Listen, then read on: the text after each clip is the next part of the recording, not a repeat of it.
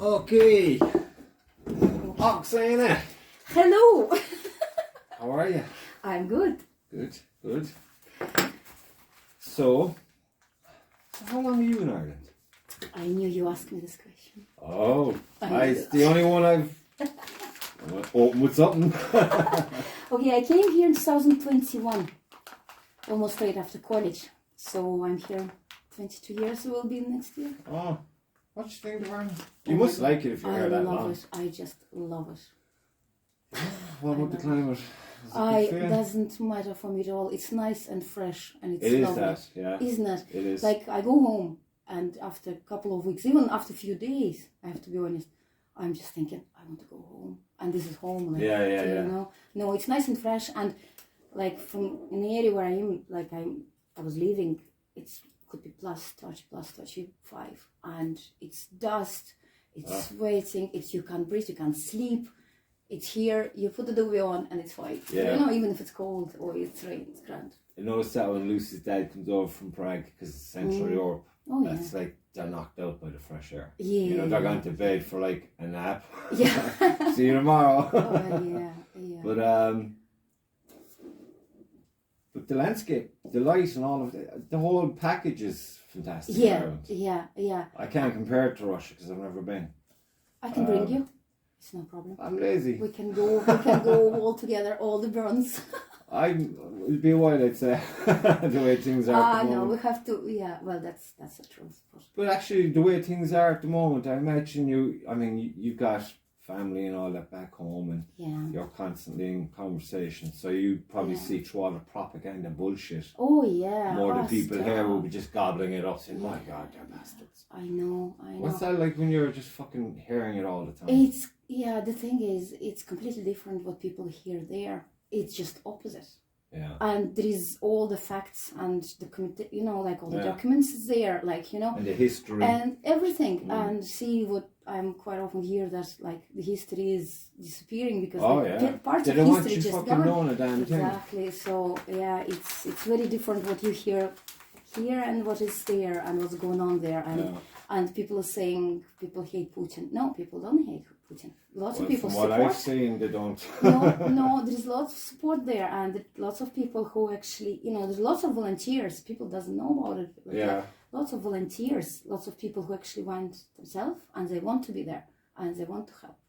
But you're getting great support from the government. I don't know if anybody knows that. You have a good package, like family is supported, kids are in school. Family's very important in Russia, isn't it? It's really promoted, like. Very. Get yourself a nice wife now and have some babies and we'll help you with the house and all of that. But it was always like that.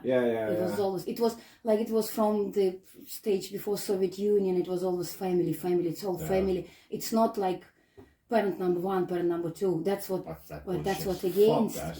Yeah. I'm against all that crap. No, it's because didn't was it when it was the USSR, didn't they lose a lot of men in war?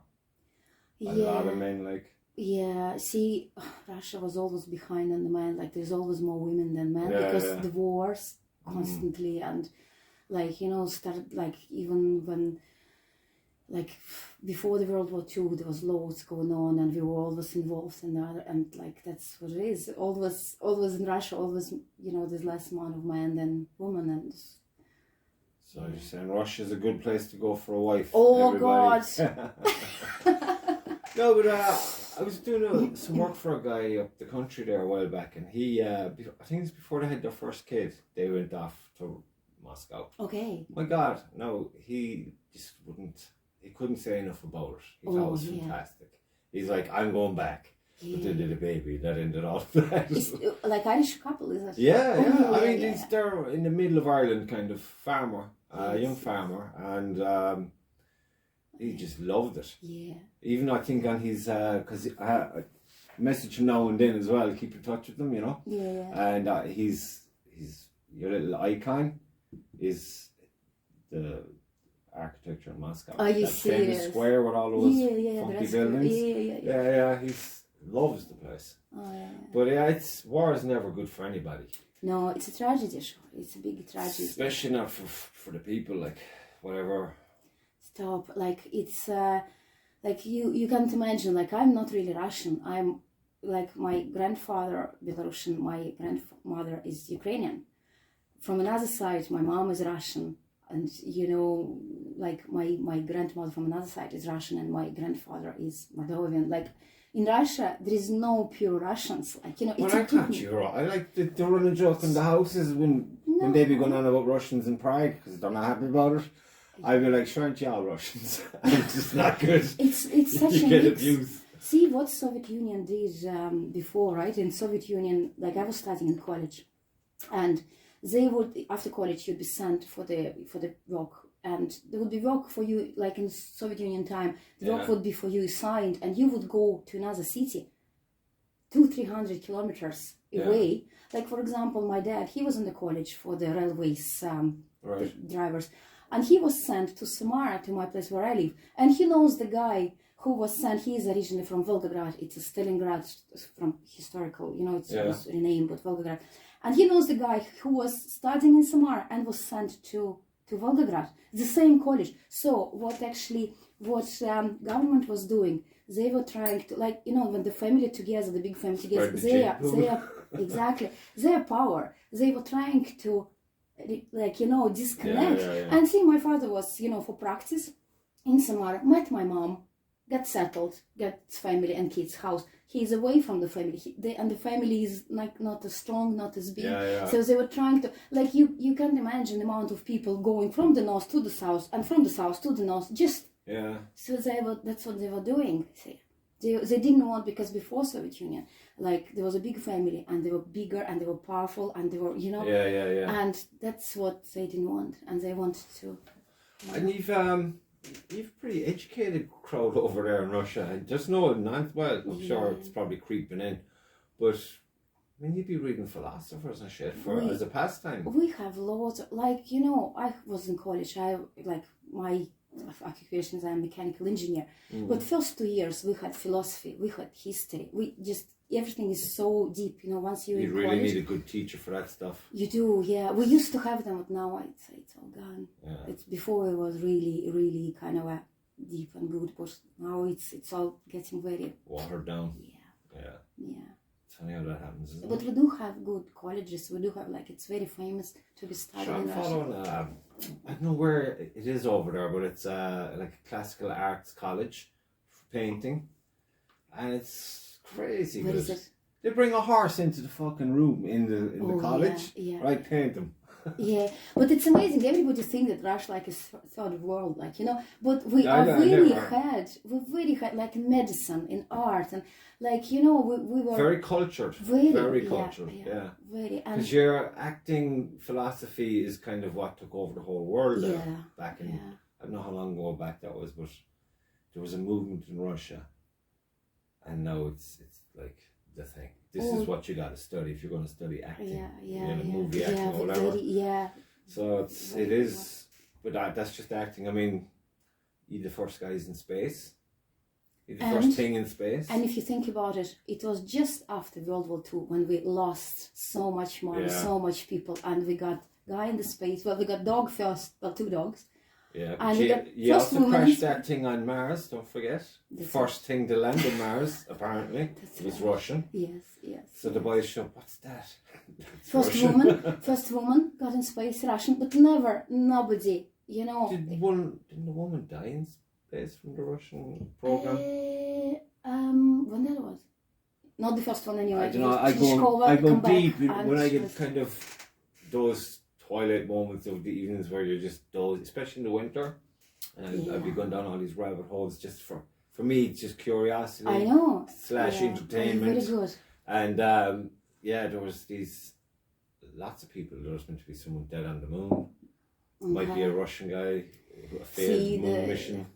See, the thing is, the truth is too that there's lots of hiding going on, and there's definitely, they have to, like, and again, propaganda. And there's lots of, in Russia, it's like, drug corruption, of course, it's a big country. Every big country. Yeah. Even Ireland is not a big country and has plenty of it. Yeah, exactly. And there's not too much. Like, you really need to dig for it. You really need to see the documentary and stuff, and like some movies that are not, on the big screens.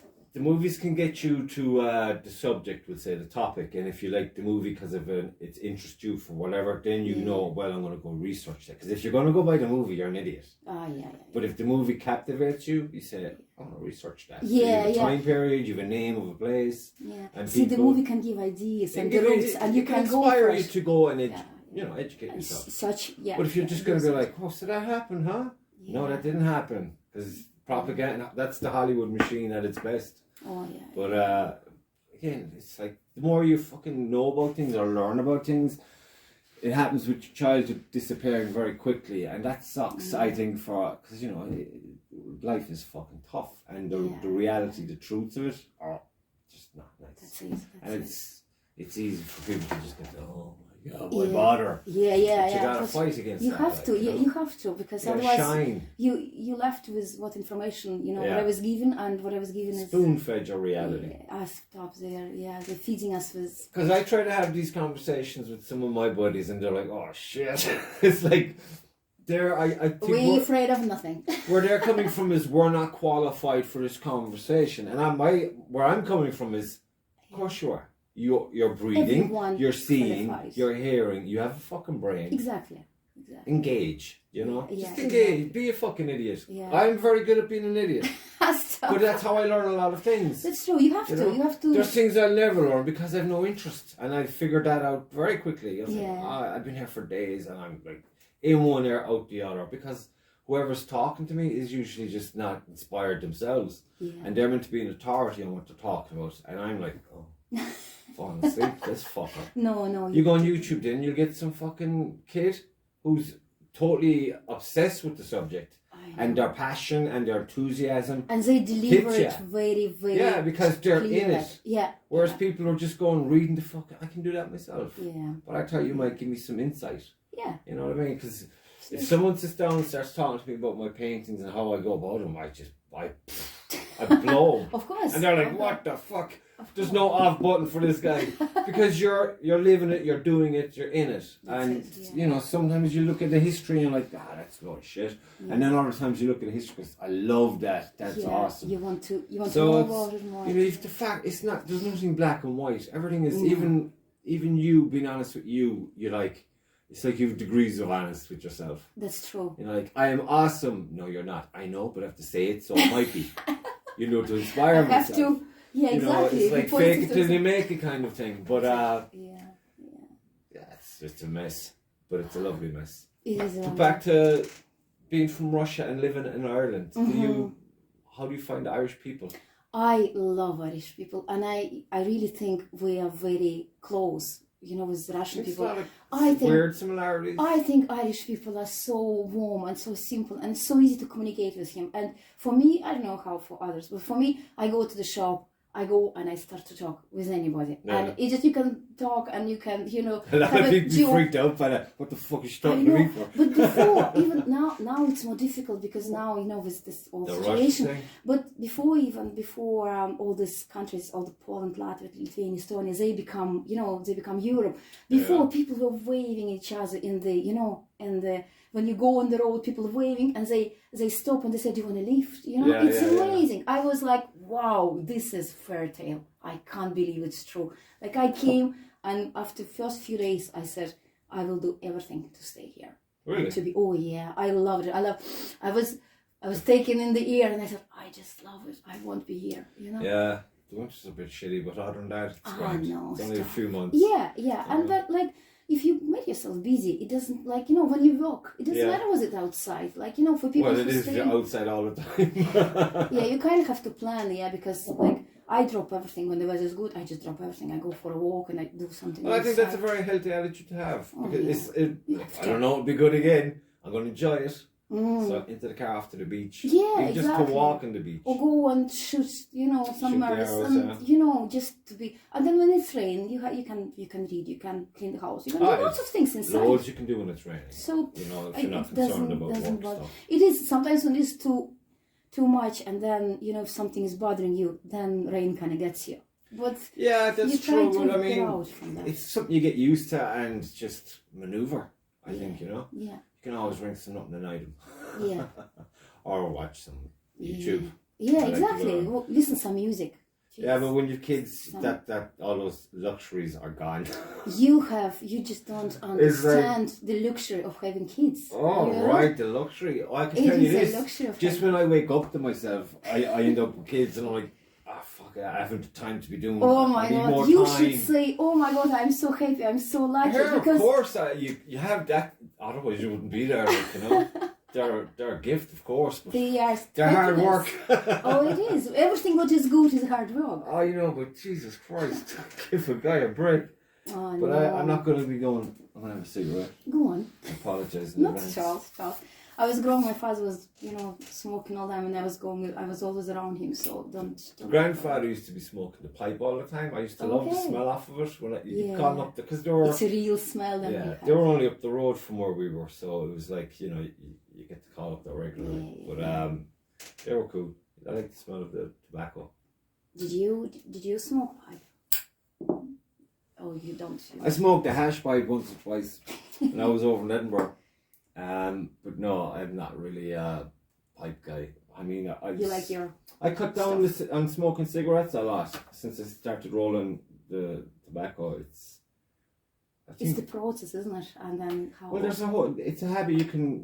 It's like when I had you get up, you build this little routine, and it's like, right, I have coffee. Yeah. I'm looking at what I have to do canvas-wise. I start that. I want to do this. Then you're thinking, trying to remember what you're doing. I know. And then you're rolling your little cigarette, and you're having your coffee, and you're having your smoke, and you're having this conversation with yourself about how you're going to go about it. And then you go and you do it. I need that. And then you have your little reward when you get to where you need to go. And you have probably, you're building your plans, what you're doing and what's your... It's just habitual, you know. Yeah. It's something you factor into your living, your way of... That's your life. But Will you ever give up? Why? Would you... You can't smoke when you're dead. I have that now on good authority. Okay. So... But when you're dead, you can do lots of things. So. Apparently. So, fuck it, no. You know what I mean. You could have worse fucking habits. I know, exactly, yeah. No, just do that. No, I don't plan on it. But I mean, David's a different kettle of fish because he suffers from asthma. He used to have asthma really bad back when he was a kid, you know. And he's still prone to get a nasty wallop of it now and then, I said. But then he works with fucking timber as well. All the sawdust aggravates it and whatnot. A lot. And I don't know, even that stove we got, I can feel the dust. That's a different lifestyle again, the stove. Absolutely, yeah. I love the warm, but I can see the dust coming out. And for me, I have okay lungs, like, I was all the time jogging and everything.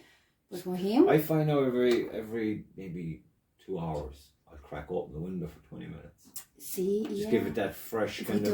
we don't do that. I should have got that habit. All right, that's a good one. You get into another way of doing things. Yeah. You know what I mean? Sometimes people think, right, that's it, that's done. No. It's not done at all. This is just the start. It's just the beginning. You know what I mean? You gotta sit in that for a few weeks and figure out what you like, what you don't like. Yeah. And then, you address it. That's how it is. Yeah. It's like I realised I was smoking way too many cigarettes. I was really smoking too many cigarettes. So I stopped for 2 weeks. Completely stopped. And I thought I would go to jail because I was not pleasant. It's very crazy. That happened. So I went back on the... I said I'll go on the tobacco. That way then I'll have to roll them. So I might smoke. This is how it was. I know. It's like an addict. And then it was like... I got a case. I was sure I'd pre-roll them because fuck it. I'd have all kinds of shit in my hands in a working day. And I'll be very I've this amount of time for a coffee and a cigarette, then I'm back to this. Yes. Before I stiffen up. So then I'd roll maybe 15 cigarettes. Okay. But you roll them in one go? Yeah, in the evening while I'm watching some UFO bullshit or whatever, And then I go to work the next day, and when I come home, I usually have like maybe 10 cigarettes still in the case. Okay. And that to me is like, well done. And then to celebrate, I smoke them all in the evening. Dave had the same, he got the same, and he said, by rolling it, I will have less. But no, he gave up that very quick. He said, no. See, if it gets in the way of work, then it's an issue. Yeah. And so then I have to roll them all. Yeah, see, he's all move, and you can't do that. Right? Yeah. So I that's why I have the case. Yeah. But I keep them in the van, and it's all these little tricks on yourself you're doing. Yeah. You're like, the van is over there, your work is over there, go to fucking work. But see, you work for yourself and you kind of, you do your own time and you plan your own things. That's why it's harder you to be more disciplined. Yeah, that is, I know well, it's a hard work. I know well. I mean, what I do now, even with the phone, I used to have, because I have to have the phone on me in case it rings and someone's on. Of course, you have to, yeah. But now I put it at the highest, wherever I can put it safely enough from where I am, and I put on a podcast, and that way if it rings, it'll interrupt the podcast and I'll hear it ring or whatever. Okay. But at least it's over there. I'm not fucking constantly like a retard in the corner scribing through stuff. You know what I mean? And I'm being productive. But I don't think I could work for anybody at this stage. It'd be just. Oh my god, that's my dream. I'd like. There's pros and cons to both. I know. It depends on how you apply yourself when you're working for yourself. Especially doing the stonework. It's a tough old graft. Like it's very. And you can get monotonous. Get boring in your head because you know you're by yourself a lot, so you gotta have that fire. Isolated, all day. But there's nobody working with you. I thought you work with someone. No, you gotta kind of give yourself the fire. You know, like as you're driving up to the job, you have to push. In your head, you gotta be telling yourself, "Out straight away, mix on straight away." Then you're in the zone. And once you're there, that's the trick. Once you own if you're gonna pull up and have a coffee, you're fucked. Yeah. And that's just. We say in Russia, work started, half work done. Work starts when you fucking go to bed the night before. Because in your head, that's it. You have to do. You gotta analyze, kind of review what you did that day, yeah. And you think like, what was I happy with, what wasn't I happy with, blah blah blah, and then you go right tomorrow. These are you're visualizing how you're going to go and what you're going to get done. But it only works if you get out of van straight away and get the mix run straight away. I mean, if you're going to be there, I shouldn't be doing this and I should have someone doing this for me and all. Shut the fuck up and do it. Get it done. And when you get into that, by 10 o'clock, you're there, like you're in great form and you're very constructive and you're doing loads of stuff and it's good. But it's just some days it's like, oh, I don't want to be here. But you know what is great? Like you can actually after day. You can see the piece of wall and you can see the physical work. Oh, it's very good. It is. You see the results. Very rewarding. Exactly. It's very rewarding. And you see and you're satisfied. Where I am doing something and I just don't see, I can't touch it, I can't. And it's very, like, I'd like to see something. Yeah, I've heard a lot of people who work in the modern world say things like that. I mean, I heard there was a guy, a programmer. Yeah. And he was saying it's all just fucking numbers going into the abyss. He said, I don't know what's at the end of that. Yeah. And then, you know, when you're getting your heart rate going every day, lifting the stone. And, oh, you know, that's good physical. I mean, fresh air. It can be, and all of that, but it's, you know, I think each to their own. You just got to find your own thing and get good at it. And that's it, yeah. Sure, everything else. No, you like it. I think you really like it. You found what you want and you want it. And you're good in it. And I think it's great. I think it's just not many people have that. And there is. True, there's a lot of, but again, it's like you don't want to be swinging a hammer when you're in your 60s or 70s. I know. The guy who you showed me. You have to prepare something for yourself. Yeah, the guy who showed me how to do it was still at it at 71. Like, wow. Yeah, wow. I mean, tough. I'm not that guy. So, what you doing for preparing yourself for that? Fucking no clue. You have to think about it. Sell you have paintings. to start something. Think about Sell paintings. Get the apprentice. Never again. No. Never, ever. You tried a few times, so yeah. It's just no. I don't like. It's just they're not in it as much as I'm. Even I'm surprised how much I'm in it when I'm in it. Yeah. Because I'd be like, I'm a cunt to work for because it's like I just. You heavy. You think? When I'm working with other guys now who I consider to be very good, that I might learn shit off of. You know, I make sure that it's like I double my effort. Yeah, yeah. As when I'm by myself, then I'm kind of more relaxed because in my head I'm thinking, well, I know I'll get that much done. Yeah. And I'll get that. I could bust a gut and get X amount done, but then I'm not sure. Yeah. Just nothing. There's no panic. I'll just get it done. Relaxed. But I'm still super productive even on that mode. Yeah, you know what I mean? Yeah. Well, because you experience it. Whereas some guys come in and it's like you're talking to a fucking dog. You know, it's like they're not different language or something. They have to get there. They're not interested, I think, initially. It's just like, show up, get paid, end of. I left the money thing back a long time ago. A long time ago. Yeah. I didn't give... There's more important things for me. Yeah. And once I get those things, sure, the money will be just, you know, yeah. a side effect of what you're doing. See, that's the problem, because I think you had the guys who wanted money more, who wanted just get some, you know, they were not interested in the job. Yeah. Where you need someone who actually wants to be... I could show them, like, isn't that beautiful, the way the light hits that and the shells just pop out? Look at that, isn't that just... And they'd be looking at you like, what the fuck are you smoking? See, that's the thing. They're not interested. They're not tuned in at all. They've just zero interest. And look, you need someone who would be really into, who would be looking at the stone and say, wow, and then say, I don't like that, but this is a job. Like that's, you don't want someone who just coming to you for the money and just have a bit of spare. See, that's the thing. I worked with this one guy from Estonia. Is it Estonia? Or Estonia? Estonia, yeah. He's fucking just skin and bone of a guy.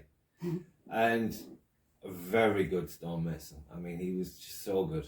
And I always wondered how he got so much done in a day, because he's such a tiny little guy. Okay. And he never looked like he was... He never looked like he was in a hurry. But he was just so good and so experienced, I suppose. Yeah. It just looked so easy to him. Wow. And his work was tidy.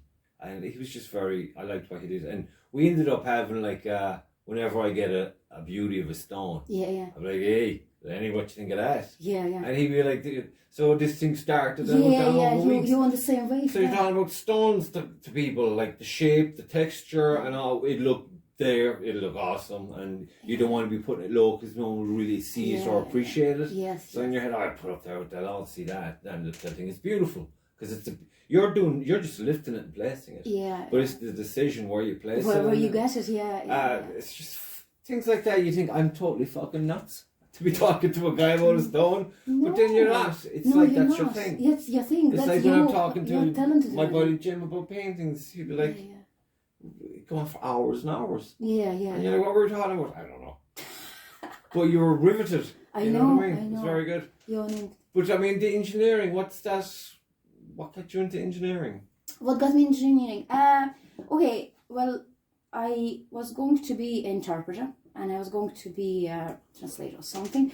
And there was, I went for this, before the exams, you go in the college and you can do some courses just to, they prepare you. Is that where they find your strengths and weaknesses? No, actually, I went to this college where I was going to be interpreter or something, and all the guys there, like, there was a girl who her parents were very high, and she was coming on a big jeep, and then another girl, her aunt was a teacher in the college, and the college was very, very high. And in Samara is a big city where I'm from. It's a big industrial city, and the college, it was well-known college, and I wanted there to be, I wanted to be study there. And all guys in the college, they seems to be, I was only one from the village and from and I was very quiet, and I just thought, I won't get there, I just won't get there. But I was from the young age. I wanted to be around my father. He got me a motorbike. I always motorbike? Yeah. What is it, women and motorbikes? I know, and but it's cool. I was there, and I had driving with the guys behind. It was great, and I always mechanics. And then when I was preparing for these exams for interpreter, my friend came and he said, so what are you at? And I said, I'm just preparing for this, but I know I won't be there because it's lots of money involved, and it's not more knowledge than, the money to get there. And she said, you know what, there is the college just 10 minutes drive from us, and it is agricultural college. And for mechanical engineering, he said, they don't have that. It's not very high numbers there. They're looking for the people. We will get there very easily. And it's there you have to do the math, you have to do the physics. And I was never into, it was fine, but I was never into that. And I said, sure, I'll just give it a try. And the exam for that high college I was going to be interpreter, it was exactly the same date as the exam for that college. And I just thought, I'll just go for it. Yeah, I didn't. I just thought I'll go for mechanical engineering, and I did the exam. I was lucky with the question. Well, I had a very strong teacher who was always pushing me in physics and math, and so I got there, and it was the best ever years. And I felt like it's actually my thing. You fit in. I actually like it. The subject. But then when I came here, we were here with the work permit, just working as a laborers, but then I knew that I will be, because I wanted to be an engineer.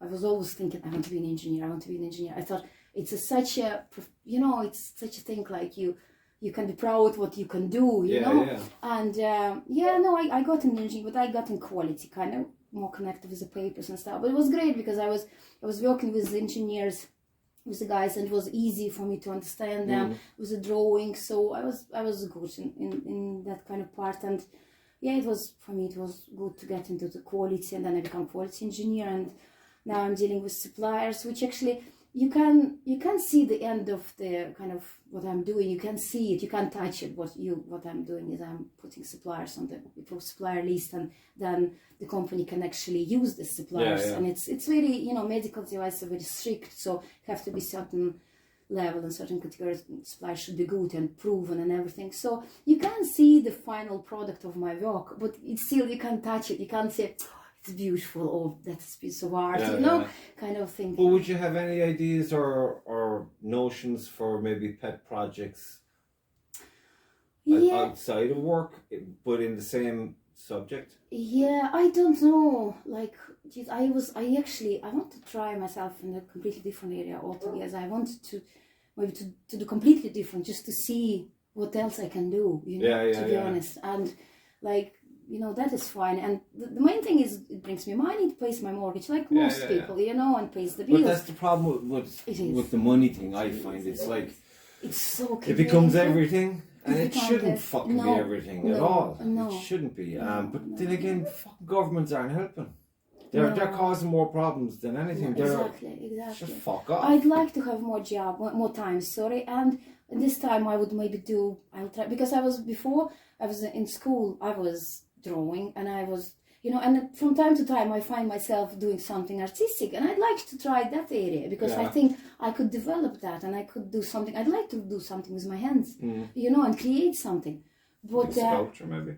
Yeah, yes. Well, I had a few ideas, but James, I don't have time for it, because I'm so wrecked, and I have house, and I have this, and I have this, and I don't have time, and it's not helping that I can do, or I can actually have maybe half a day of work and maybe go on part-time, and then another time to create and actually maybe develop some other skills. I don't have this. Well, I find when I've heard conversations like this before, and then someone say, well, what you should do is, and you're like, fuck off. Have you not been listening to me? Because even here now, going into the winters, especially when you get home, because then you're thinking to yourself, I have the same timetable throughout the year. That's it, exactly. But come summertime, spring going into summer, you're like, geez, I just stay an extra hour, and that becomes 2 hours, and then you're under more pressure to do, to get into the studio, to get things, your podcast thing up and running, because it's still like, I'm still only playing with this idea, but it's definitely something I enjoy, and it's definitely going to be growing, because it's not based on how many numbers will you get. It's like, fuck it, I put it there because it's somewhere to keep it. Yes. And, I won't lose it that way. Absolutely. No, you're doing right. It's a side effect, and you're like, sure, I might as well spread it. Sure, when I get the new website up online, then I can connect them all together. Yeah. And, cool. Have a circle of maybe draw people to the paintings more. Yes, and you can do, because there will be obviously more, I'm getting into the habit of having more video made of what goes on in the studio, painting and stuff. But again, it's like you said, find the time. When you do find the time, I came in here over the Christmas a couple of times, and I said, I'll do a solo podcast. Yeah. And I'm not joking. I was sitting there for 8 minutes straight in silence. What? I was like, I can't believe I've so many things that and then everyone said, you got to write bullet points at least, and then just have it behind the camera, say a bullet point. All right, yeah. And then off you go. But that's not how I function. Jeez, I wouldn't believe that you would be sitting here in silence. I think you would be talking with yourself. I actually went painting. I finished that one, and I finished that one. That is a good thing. I edged this guy. I love that on the red one. Jeez, it's beautiful. And you're so talented, James. I'm jealous. I don't know. I'm useless. No. It's more just fucking finding the time and just grinding. You know what I mean? I know. Just put it. Everyone's like, are you making money? That's the first question they'll ask. Are you making money? What the fuck are you talking about? What? No, it's not. It's not about. I'm living. Yeah, exactly. That's what I'm doing. That's the mindset. You know, I grind in the don't feel daytime I'm for the money living. thing. Oh, it's awful. I just feel that I'm working, and I'm just paying money for everything. Yeah, but that can get into, you can spiral there, like, you know. Because I found myself when I went back to the stone, because I wanted to be 100% invested in the stone. Yeah. But then a few weeks later, I'm turning into a ratty fucker because I'm not getting my paintings or my guitar playing or anything. Yeah. So then I had to make changes, and then it was tough for a few weeks to get, because you'd be exhausted, you're not focused. Yeah. But then it's kind of, you just persistence. You just keep doing it. Yeah, you have to. Yeah. It's like you write a new timetable and you just live it. You go with it, and it becomes a habit. And then it's like, it's not a problem at all. So then you add to Once you're there, you add another little thing to that. And you're like, sure, fuck it. And you're great. You're great. It's just, if you don't do it, no one's going to do it for you. That's the way I see it. And it's like, you know, if I don't show people paintings, they're not going to know you paint. No, exactly. And, you know. No, you have to. You gotta be proactive. With your life. That's it, yeah. And there are so many things, it's amazing, isn't it? There's so many things you want to do. You want to do this. I still feel like a lazy bastard, believe it or not, because of that mindset. Yeah. You know, bring the dogs in or whatever, and I'm passing the boats, the kayaks. I know. I'm like, God, I gotta go kayaking soon. Yeah, I know. And then you just want to do this, and then... I only went back to archery last night. Yeah. And... well done. I am going to be back as well next year. That's my routine now will kick back in come Tuesday. It'll be Tuesdays again for me. But I went out there last night. I just said I'd see how it is. And it was awesome. It was like I wasn't even away. David wasn't. I was even a bit himself. better. Like, I know. Yeah, but they're all putting themselves under pressure now because of the competition. Yeah. Competition changes everything. I know. It's like a deadline on the horizon. Changes how huge. you approach everything. You should go. It's only 20 yards. You should get registered. Come on, James. They won't even let me in until I shoot 60. Don't ask them. You just go. You just get registered yourself. Who are you waiting for? Well, we'll see now because we'll see how it pans out. Lucy should go too. She was, she's now shooting for a while. Why not? Yeah. I don't remember now how to hold it. It's awful. No, this year now it's all about getting my shit together with that. So by, we'll say, the end of the summer, I expect very high standard for myself. And you know what we were thinking with David? We have to shoot every day to improve. 100%. It is every day. Even half an hour, 40 minutes, you have to shoot every day. There's no point to do it twice a week. It's just a waste of time. And we were managing it nice in the summer. Absolutely, even in the morning or in the evening of a working day, even not a bother. You have a giggle. And your muscle memory's kicking in. Yeah, that's where it is. It's all muscle memory. It's just, it's and then once you push yourself for a couple of weeks, you will be automatically going and say, I have my, it's just all this. It's just fucking, I don't know, when you hit the winter at all here, it's just, the wind up here, I had the target set up and I had 10 metres and 20 metre markings. And the target's heavy. And it got blown over. The wind up here is crazy. I could shoot an arrow that way. And it could come back and stab me with the wind up here. It's nuts. Because we're very high up, you wouldn't realise it. We have to, I was saying yesterday, we have to hire a field somewhere. I'm buying a field down there. Go on now, so hurry up there. But we'll still have the same problem, like, we'll still have wind, we'll still have weather. So it's like... You have to build something on it to exercise. House. And the shooting range. Shooting range would be awesome with just to start like a veranda of a sort. Exactly, that's what I was saying. Just a bit over the roof. Yeah. Or it just has to be maybe twice as wide as this and twice as high. Yeah. And going about 20 metres long. It doesn't need twice high. Like you probably would need it. Dave's range, it's not as twice as high. Do you remember I put air in his Oh my god. But no, I think you have to start with something there, because I've a list of many things that I have to do. I know, I have a big list as well, I have to tell you. But I was happy to get out there last night and just get that under my belt because I didn't want to end the year kind of too far away from That is all new paintings, James, isn't it? They're newish. There's 4, 5, 6, 7 very new ones. 8 new ones. You're doing very well, like... Yeah, when you sit down and look, you think, fuck I'm not as lazy as I thought I was. Because they're big canvases. Exactly, and you might can use the pictures out. But that's what I mean when you set your targets and when you fall short you have to set the targets. you're still looking around, you're like, I fell short, but I did pretty good. You still have something to look at and look, I've done that, I finished that. No, well done. I like your sketches too, that's cool. I just said a bit of character, We will order, someday we'll have good big house and we will order a picture from you. We have all the ones that I want to get rid of. Okay, well, we'll pick one, so. No, like I said, I've still got that website thing happening. Crowd and Gall, we're doing it. So that should be done before May, maybe April. And once that's done, then I'm going to have a new kind of, because they're going to be talking to me about how to market stuff, how to market the website, what language kind of to use, if you know what I mean, and how regular to do things. That's why, see, I started doing blogs, and I enjoyed doing blogs. I enjoyed the writing and stuff, for my last website, and video is just so much more fun, especially if you can get out there. Like when you go to the Kilworth and Aragon Harriers or go up to Cashel for the gate jumping competition with the horses, because not everyone's going to go. Sometimes I wonder why I go there, because it's like, it's not my world, but what I want to paint is there. So that's where I got to go. And you get yourself closer to the world. Yeah, so I get my photos and I get my video. And, now I'm messing with this editing trip, which is fun. I might add. So it's all in my head. I just see it snowballing.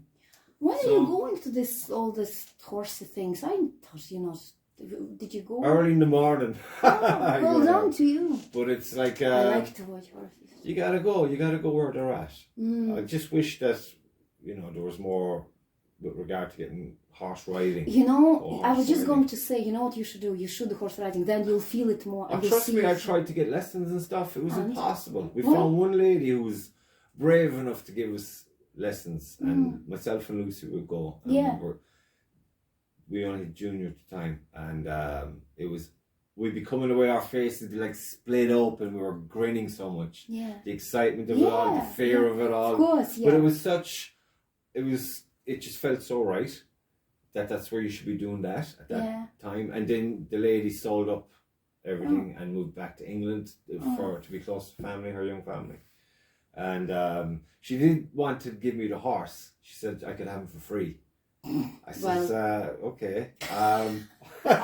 Great. But if he gets sick, he's fucked. Because I wasn't. Where would I keep him? Yeah, you have to. What do I know about him? Yeah. I barely manage the dogs. It's a huge amount of time. And it's a huge. And I love the horse. Yeah. But it's like there'll be another moment in time where that will occur, and it'll be a different result. A better result. Yeah. But I just had to think the horse first. Yeah, absolutely. Because then you need to be seeing them every day. Well, when I was living in Galway, there's so many places. There is really, like, I was driving from somewhere, and I just saw a place in the middle of, well, it's just not so far from me, but it isn't, between the Athenry and Tuam, and I just turned, and because there was it was saying, like, Castle View. You're up in horse country there, Yeah, and lots you just go there. There's so much there. Yeah. And I just went, and I just knocked on the house, and I said, well, I saw the sign that there is you having a, horsey thing. And he said, yeah, well, I don't do the classes. And he said, what, you want to be, you want to take a class? And I said, yeah, will you give me... And he was a very famous joker. All right. And I was going to him, and he said, but I'll give it to you, some lessons for the 20 quick now. I said, geez, that's great. So he gave me a good horse, and I was saying, like, keep saying to him, are you not afraid to give me a good horse? And he said, well, there's no point to be training on the bad horse. Yeah. So he was breeding the horses, and he was actually giving me, some classes, and he was saying you can come to 3 weeks, times a week, and I was delighted. So I had one-to-one. That would do it, yeah. Oh my God! And it was only like. And he's a horseman as well. Horse. And he would tell me, and he was, like, I was going to him for a while, and then he would start to teach me how to, get horse and to ride. I never thought of this. Even just riding really fast. It was for me. Oh my God! Like, well, I kind of left it because my parents, my dad came after that in Ireland, and I kind of left for a while, and then I left it. But I'm from the time to time, I'm coming back. It's absolutely, it's amazing. James, oh, it's unreal. Oh my God. Like, you feel that you actually manage the animal that is much way stronger than you, and you on the top. I never felt that. Oh no, I do that. I was that. on the horse. Oh my God, no. I was like, ah. No, and you actually telling the horse where to go and what to do. Yeah, and, see, that's what I wanted. And that gives you, oh my God, it gives you, after that, you come and say, I can do everything. I can actually, that power you have. You're getting the vibration of the earth, and it gives you different buzz. But see, in the old years, they were treating by horses. They were putting soldiers. They were putting soldiers, very injured soldiers, onto horse, because horse has the same tax and the same temperature, and it's actually got people, like, even now we have in Russia, we have this. They're not hospitals; they're kind of hotels. And you get that, and you get treated by horses. You can like get a therapy of a sort. Therapy. Yeah. There's a name that I forgot, but like you can get that. It's amazing, like what horse can do to you. Unbelievable. Sure, I was watching this thing in America. The soldiers who come back from war and they're all fucked up. They got that. Yeah. Oh yeah. Stress. Yes, whatever. Of course. Yeah, and mental, like. They're traumatized, basically. Of course, yeah. And this crowd were rescuing wild horses, and they were training them. And then they give these guys like horse lessons. Okay. How to mind the horse, how to ride the horse, work with the horse, and it was like a therapy for them. Yes. And they zone in on their horse. That's my horse. That's my responsibility. Yes. And they care for him, and they take care of all his needs. And then they go 500 miles horse riding trip. Yeah. I was like, that's amazing. That'd be unbelievable. Yeah. Some got a bit messed up because they went through all these torn bushes and shit, but it looked awesome. Yeah. You kind of, because you're tough enough for it, you know what I mean? You just gotta wake up to the fact that you're tough enough for it, you know? Because all you'll hear in the news is, oh, jockey's dead, this, jockey's dead, girl's dead here. I'm like, fuck. But you go, because when I was trying to get things lessons... happen everywhere. Like, you can be dead in the car, like, slip on the bar soap, get in the shower and you're dead. So then, we have to leave, like. Yeah. And the pain is part of it, like, so. Good. But when I was looking for lessons, it was, unless you have your own horse, unless you're looking to compete, unless you're of a particular age, they don't want to know about it. Yeah. That's why I thought I hit the jackpot when I met the lady who was gonna debut with you the name. can still, like, you can even you can go on Killarney, you have 2-3 hours. Like, I remember I went to Killarney for a weekend, just myself, just to be out of. And then you can go, there are guys there with horses, in the park. They said, how many hours you want? I said, how many hours you can do? He said, 1 hour, 2. I said, can you do 3? Yeah, I can do 3. So I was on 3 hours on the horse, just on another side of the park I've never been. And you passing the deers, and they're not scared. Oh, hacking. Oh my God! And there's a hunting house there, and it's so cool. And it's like you can start even from there and do this. Yeah, but I definitely need lessons still. I know. Yeah. I mean, I got as far as getting on a horse and kind of trying to. There was a lot of arguments between me and the horse, but the quiet. Really? It's like, come on, buddy, help me out here. And she'd be roaring at me like, "Would you use your core?" And I goes, "My what the fuck?" Yeah. I don't have a core. You use your eyes, even whenever you're looking. That's where she's going. Keep your back straight. No, I felt I was getting into it. Yeah. I was into it, like, the minute I got on the horse the first time, I was like, there's nothing to hold on to here. But it was like, I said, I'm embracing it. Worst case scenario, I fall. End of. I've had worse.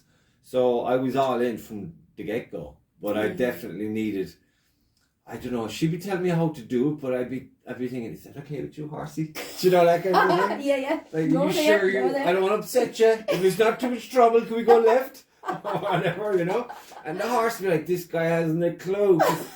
You're on a seasoned horse. He's used to people who know how to ride a horse. And he's like, what's this knucklehead doing on my back? And you want him to just, what are you doing? Lovely horse. But if you have to be, I like to ease myself when I'm dealing with, like, if it's another person or another animal. Yeah. I kind of want to find their thing and kind of balance their vibe and their energy and kind of gently mix in with that. Yeah, I know. Not go in and dominate it. I know. Because you'd lose a lot, I'd imagine. That's true. I want to, like, hey buddy, Yeah, but then see, horse has to know the leader. You know, of course, you have to lead her because horse doesn't know where to go, and so. But do you ever hear "kill him with kindness"? Oh, I know. It's better than the one who just roar at you all day and batter you. You know, if you go in there, alright, we're going over here, buddy, and off you go. Whereas 2 hours later, so are you ready? Will we go over? Are we going there? But Lucy got on the horse then, and she was a fucking dinger. No.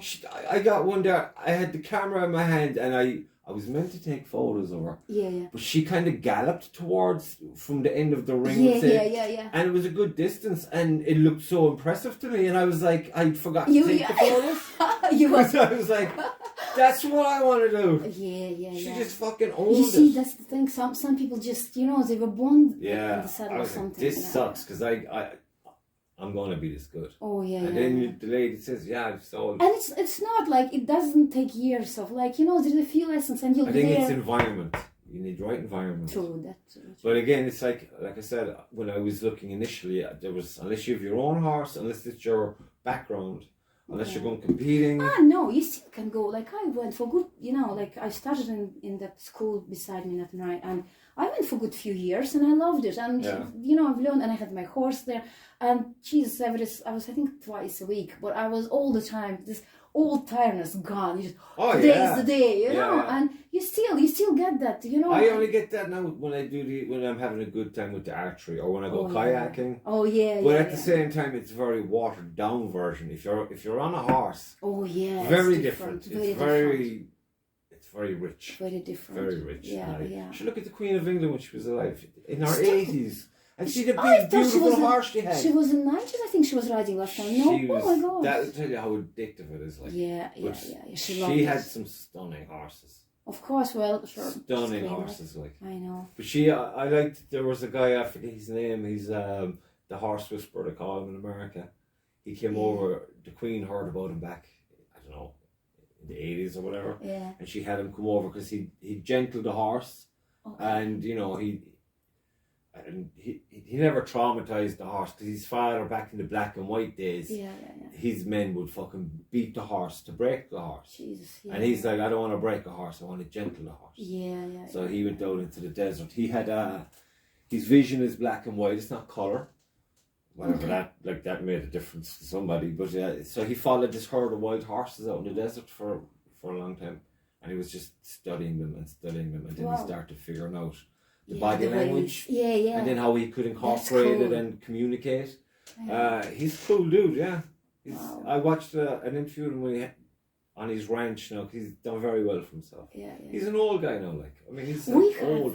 We have as well in Russia, we have, I think his name is Zorov, but he was training horses, and he was not using any, you know, and I think I'm seeing someone like him, a Russian guy. It's amazing. There's a school, isn't there? What you can do without, you know, being that, you know. Just patience. Exactly, I can barely talk to my kids because they're just different energy. To me, I'm just like, not really. But with the horses, you're very aware. I like my buddy Tom informed me there that he got a kick in the back of the head off a horse at work. Christmas Eve. Oh my God. Yeah, and they're like, that's not what you want. No. So I'd be very. That could happen. I'd have a healthy paranoia about horses. No, I never think about negative. You can fall off. You can do like I fell off a good few times, and one I remember that guy he put that high, and he said, "Go on, jump," and I said, "I don't think I'll make it." No, don't, just go for it. And I went and I fell off, not too bad. And he said, "No, get up again, go." I said, "Okay." But I would listen to him because he was, for me, he was, you know, and a few times, and the horse just turned, and he said, "What's going on?" And I remember last time I fell off, I remember what it means to have stars in the blue sky. Oh my God, it was something. I fell off and I thought that was bad, and you know, it was kind of, but then you can fall, right? You still have to get up and go. You know, this is the thing about horse. Because if you sit down, or say if you end the day that way, and you go away, a little thing becomes a very big thing in your head, and then it's like the distance of you in time to go back there gets bigger and bigger. And then you think, that was bad. No, at least when you go home then and say, well, that hurt, but fuck it, I got up and I corrected it. Exactly. And it was great after that. But it is that, I think that's why kids thrive with like gymnastics and sports and stuff, because when they get the nasties, It's like they can just get on with it. Yeah. Some of pure babies like this. Most of them get on with it. No, they're gentled into it by the coaches or whatever, you know. And see, the coaches should do the right thing as well. See, like that Jackie, he was saying, no, you get on, and say no exactly that, you know. I'd be brutal. I'd be like, oh, come here, baby. I know. If Sebastian or Junior, of course you would. But they're not their kids as well, you know. Like I know, but you're still there as a little person. I know. And you're, you know, oh, you better come off now for the rest of the game because we don't want you getting fucked up. I know. Your fat will kill me. But I mean, in my head, I'm thinking, let them off the fuck. What'll happen will happen. They'll learn. That's how they'll learn. Exactly, yeah. The minute they hurt themselves, I'm running in. You okay, buddy? Yeah, but they have to go through this. You have to go and that experience. Did you see that mark on David's fucking forehead? I know. There's more marks, like, and then I know how you all survive, honestly. Mental. They're just wild as fuck. How you all have 2 eyes, 2 ears, hands there, fingers there. I don't know. the stories he's telling me, I was like, it's funny, alright, but there was no staying in for the day in Beachfield. Let's go down the river. And then he told me about how you saw the elephant in the mirror. Out the window. And he was like, what are you talking about? My father thought I was on drugs. Because he's in the sitting room and I'm talking to him, and whatever, I looked out the big window. Is that a fucking elephant? An elephant! Because I wouldn't have known about any circuses or any of that nonsense. Yeah. And I'm looking at my dad and goes, Jesus, I'm sure I just saw an elephant. And he's like, you fucking idiot, what are you talking about? And then we went down, there was a big row of them. They've been taken for a walk. How cool imagine, Jesus. Like, the childhood you had, it's it was mental. In a good way, like, it was very... like something you only find in the book now. I know, yeah. And I feel and maybe you should. That's why I like having the kids out here. Yeah. I mean, Lucy's like a city girl anyway. So being out here is like going to the Stone Age for Lucy. But for me, this is where it's at. You know what I mean? Yeah. See the boys out there in the summertime, like, I know. It's just the freedom that they have to explore and do stuff. But James, do you not think like the lots of freedom and stuff, but they are as well, they're limited because everything is so far. They can't go like in the place where I live. You've been there, right? Yeah. It's 10 minutes to the village, and you can be going to the shop. No. It's great, and they are connected with kids. Like kids are playing outside in groups. That's not always a good thing either. Why not? It's good to communicate, and it's good. Well, Lucy has a fine Jeep there for herself. I have the van if they need to go anywhere. But they can't go themselves. They always have to ask. Well, as it should be. I don't know. See, I don't want them getting distracted by silliness. I want them to get in. If they blow up shit in the field, that's all well and good as long as they're doing something productive and learning something and creating something. I want them to be very comfortable in their own company. Yeah. I know, it's important. Because I mean, they'll have plenty of time to be fucking living next door to whoever. Plenty of time for that in their own time. But their foundation is important. I want them to have that sense of self, that wild, mad fucking head in them, with their imagination unfucked. Yeah. It'll break our hearts.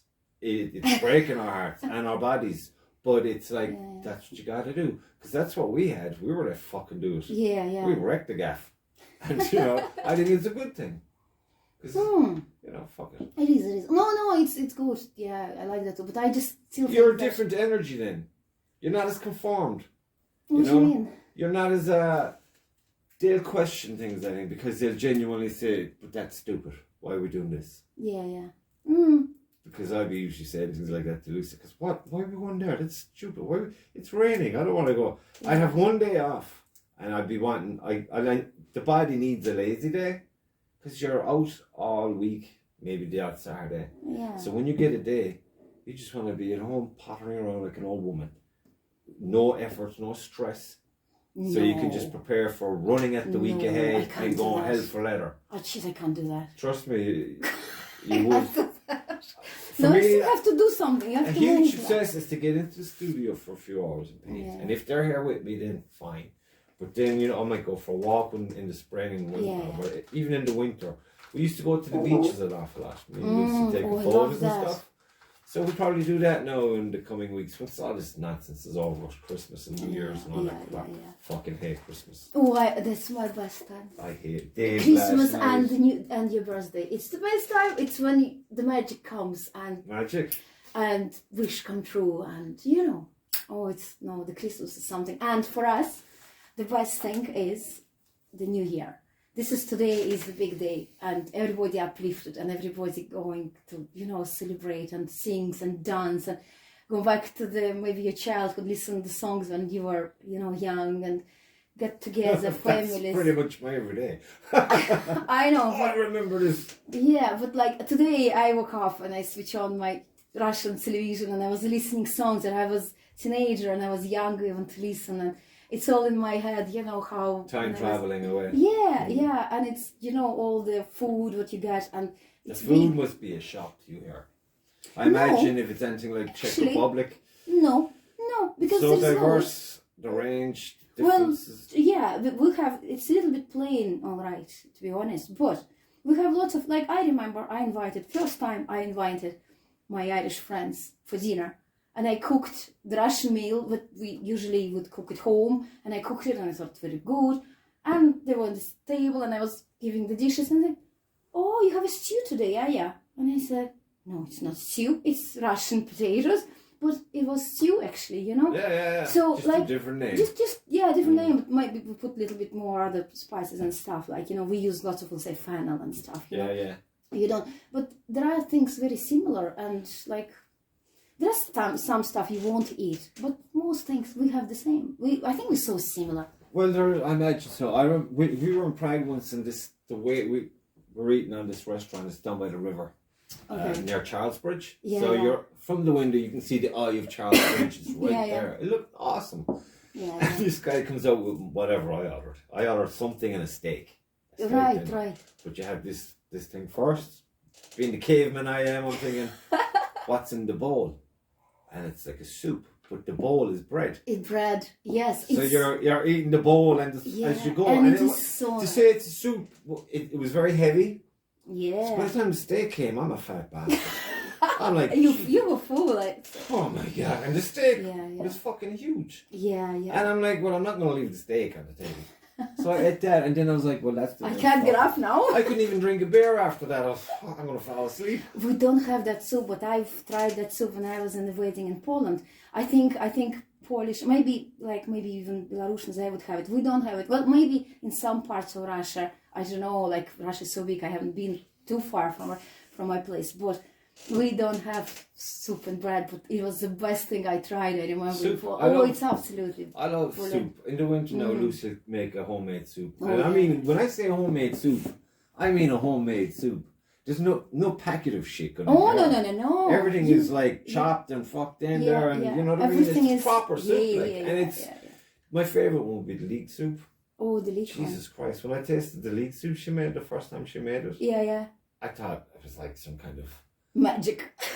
It's like the taste was so there. Okay. You know what I mean? It was like... Because all the supermarket shiz. Yeah, I know. But the taste was like glow-in-the-dark taste. You know what I mean? Yeah. It was like, oh my God. We have completely different types of soup. But to be honest, my dad was here, my mom, and they tried your soup, and they were thinking it's amazing, and they loved it, and they still remember about it. Well, I can tell you this now. My mother and my grandmother, her mother, would make the best stews you've ever tasted in your fucking life. Okay. I don't know how they did it. Yeah. Because you'd be thinking there was some kind of magic recipe. Stuff in there. But what it was whatever was lying was fucked into the pot, and it was left there for a day.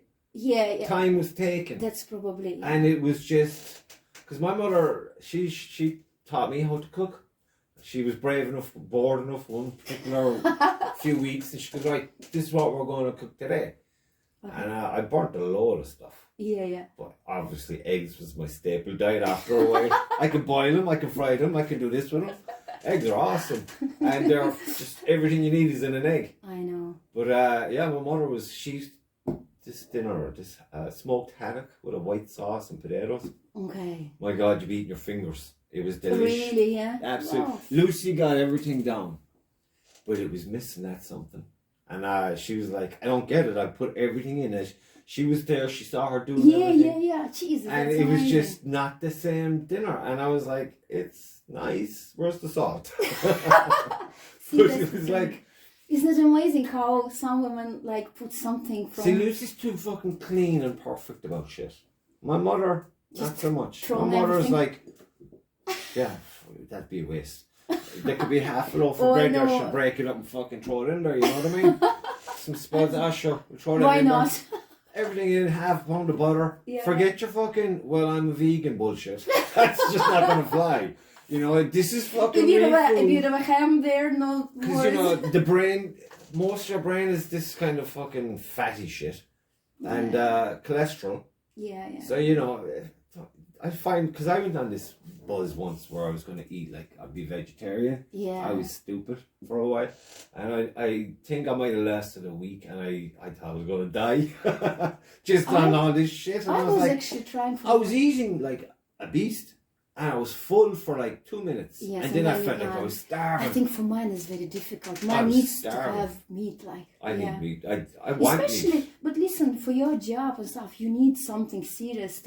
I was actually, see, we have Lent, and we can't eat meat during a good amount of weeks. And for example, Lent after Christmas is, well, after New Year actually, it's very... Lent? Yeah. Oh, you're serious about that stuff? Well, you know what? I was trying it. My friend was doing the religion thing? Or?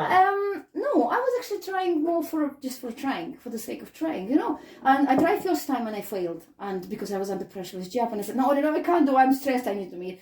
But then second time I tried, I think I was more settled in the job and everything. And that was a good few weeks.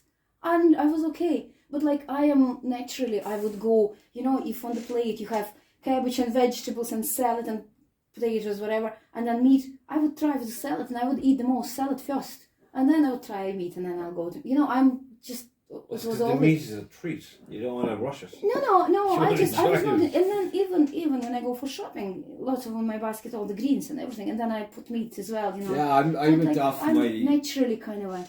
I went off the veg big time, I think after that week, or it was probably more than a week. It was a few weeks. Yeah. But I just had that, you know, the pit of your stomach kind of pain, of starvation. But I think you have to be, you know, you have to start and go small, especially like mine. That. I live one time, I'm going to eat what I want. Now I eat whatever the fuck I want to eat. End of. Even if I get this, whatever they call this, uncomfortable feeling in the base of your throat, whatever. I know. Like, why is that happening? So then I goes to Lucy, look, you can't get any more meat in the supermarket. Because I said, I'm just, it was like write a list of things and, you know, strike that off, right? I tried that, it didn't work. That's not the problem. So first things first, get all the meat from the local butcher.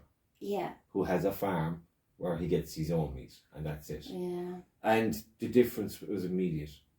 I felt the difference immediate. Oh, big time. And then second to that was, right, start cutting out in veg. You know, because you can't have fucking broccoli with steak. That's iron rich, and steak is iron rich. So you're getting too much fucking iron. So what's wrong with that? It doesn't suit me. Oh, well. I'm uncomfortable with it. I'm like, you know the feeling when you have a good meal and your body is just nourished? Yeah. That feeling, I like that feeling. Yes. And when I have too much of this veggie stuff, there's like a civil war going on. And it's not good. Yeah, well, you have to balance. You have to... But isn't it funny, especially as you get older, I think, I don't know. Because like at work, I can't eat at work. No. You know, I can nibble, but I can't be eating. Because all the movements you be making and your body's digesting at the same time and your focus is going down because you're digesting. I've noticed that too. Like once you eat a lot in the lunchtime, that's it, you're gone and you can't concentrate. That's why that's the whole thing about dessert. It's meant to be a sugar-rich thing for you know when the body's digesting. Yeah. The sugar then is meant to spike something for your energy. Yeah. So the body can still digest, but you're not going to sleep with it. You know what I mean? I know. Yeah. Exactly. That's why it should be once and late in the evening, and then you just go to sleep. I'd seldom eat after dinner in the evening. Very, very seldom. And it's tough now with the kids because they've got all their treats fucking lying around the I place. know, And I'm like, I remember what that tastes like. I'd like some of that right now. And you're like, no. I think there was maybe 1 or 2 days going into Christmas. Yeah. Or I might have nabbed 1 or 2 of our chocolate bars. And I was like, I gave myself a terrible time after it. It's like, you're not on a diet. What's the... Yeah, but that is shit. It's just pure sugar. And it's no... I'm already struggling with my sugar. Treat, like you're smoking. That's my treat. Yeah, yeah. I can't. I like my tea with something sweet. I can't just have tea. Honey. Get honey. But you can't Local put honey in the tea, in the hot tea, because it's losing all the wellness. It's not. It is. It's proven fact. If you put milk in it, it ruins the tea. You know. Because a buddy of mine, he's a chemical engineer from way back when. I haven't seen him in years. He's like me now. He's a daddy and he's whatever. His life is his life. But I remember him telling me, yeah, if you're going to put milk in your tea, you're going to fuck it up for the antioxidants that are naturally there with the tea. Okay. So the milk just neutralizes it. We don't take in Russia milk with tea. I saw it first time when I came. I had some. You were putting milk into tea. We put I milk had some woman say that to me once. We don't drink, like nobody's still not doing it. Like, people not drinking tea with milk. Maybe that's why. I don't know. Well, there's sometimes, when you get like a tickle in the throat kind of thing, you wake up with that once in the winter months usually. Yeah. Then I put milk in my coffee for the first 2. Yeah. After that, then it's black all day long. Yeah. And that's another thing I found, that not drinking coffee all day is a good thing. Because I was fucking badly hooked on coffee. Yeah, even though it's only jar coffee, that instant coffee, but I love that coffee. Yeah. And I'm not if it's hot and it tastes anyway nice at all, I'm having it. Even if it's shit, I might have it. It depends on the day. But it's like, I was having like 3 or 4 before I leave the house, and then I'll have 1 in the van on the way to the job. Then I might have 2 at the tea time and 2 at the lunchtime, and then when I get home I might have 3. Oh my gosh! Yeah, and I'm like, this has got to stop. I'm sweating coffee. So now what I did, I broke my flask is what happened, and it was like, I haven't time now to be going fucking around for a flask. So off to work, and then it was like, you realise you don't have a flask, but I had a flask of soup, homemade soup, and I had like a few bottles of water. And that was loads for me. Even in the cold. Jeez, I don't think I'll bother with a coffee for me. I stopped. I was drinking coffee alright. We always had coffee at home, and then somehow I stopped, and I just didn't have it for a while. And then I started, and I felt wrong. I just didn't feel right. Yeah, because you're not used to it anymore. No, and I don't want. Like now, if nothing to drink and there's only coffee, I can have coffee. But I felt, after that, I kind of felt something is not. If I cook breakfast for me, which is like always going to be boiled eggs, because in my head I'm thinking, well, that'll fix your body. If your body has muscle issues or anything like that, the boiled egg, as opposed to a fried egg, it's really weird. It changes when you cook it a different way. Like with a banana, you eat a banana or you blend a banana. They have different effects on your body. Different. That's true. Fucked up. Isn't it? But so my thing is like 4 boiled eggs, bit of toast, butter, and bit of salt. But I can't have coffee after that. It has to be a cup of Barry's tea. No. Has to be. See, that's the thing. It's where I'm fucking mad. No, it's just those. It's just that goes with that in my mind. Yeah. And I have to have my Barry's tea with my bit of honey and a bit of milk. Yeah. Otherwise, I'm not having anything. And if I have nothing, then I'm like a cunt. Like, fuck's sake. Something's off. You need it. Yeah. You know what I mean? The body gets used to it. I had it in my head. I had the plan. Had the breakfast. Where's the tea? So, I might get away with having no milk in the tea, but after the egg breakfast, it has to be the Barry's tea. Barry's tea with milk in it. And what's wrong with Lion's tea now? Tell me. Fuck Lion's tea. It's manky. Cork people are so corky. But it's not. I don't know. Maybe it is. But it's just like it's not even fucking Irish. It's Indian or some shit. It's a blend of 70 different teas in a tea bag. Where? In Lions? In Barry's. In Barry's. Oh, yeah, exactly. Lions. Yeah. No, I just. People say, do you like Barry's tea because you're from Cork or because your parents drank Barry's tea? I don't fucking know. I don't go into it that deep. This is what I like. This is what I don't like. So if I'm in charge of buying what for me, they are the same. Oh, you're mad. The same thing. Oh my god. Absolutely the same. well, whatever. No, they're not the same. Trust me, they're very different. They're miles apart. It's like white wine and red maybe wine. I should be really, really hungry or something to get that, that taste. But it's just, I don't know, it's probably just a strong habit I have. Maybe there is no difference. See, but because you were head, drinking it from your childhood, that's why. There's a difference. Because someone brought lions home when I was living at home.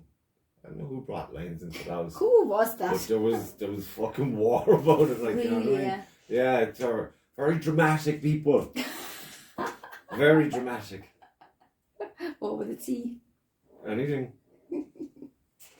But So listen, and would you write a book? I tell you now, I've written fucking in my head. I've written because I'm into conspiracies and shit like that. Yeah. I had like a summary of a story that I could write a book on. Yeah. But again, it's like do it for fun kind of thing. But would you write a book about your childhood? Why? Why not? It will be good fun. It will be a good fun book. And about your conspiracy. I think you could tie them in. You could tie them in. You could very easily tie them in. You could easily tie them in. But get interview from everybody and get. I had a lot of some ideas. things on Mars recently. It's reoccurring, Mars and the Moon, and okay. Because I used to be huge into astronomy.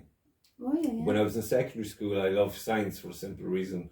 I got to do this huge project on the space shuttle, and I did all these drawings and stuff. And the science was easy because if it's allowing you to do all the drawings and stuff, it's like, well, okay, I just have to read this, regurgitate it, and keep it in there for a period of time. But this I get to do because the science teacher was very appreciative of the drawings because he'd have me up on the blackboard drawing up the skeleton and stuff. Jeez, with shading and everything. It'd have to be like a proper drawing, and it'd be up there for months.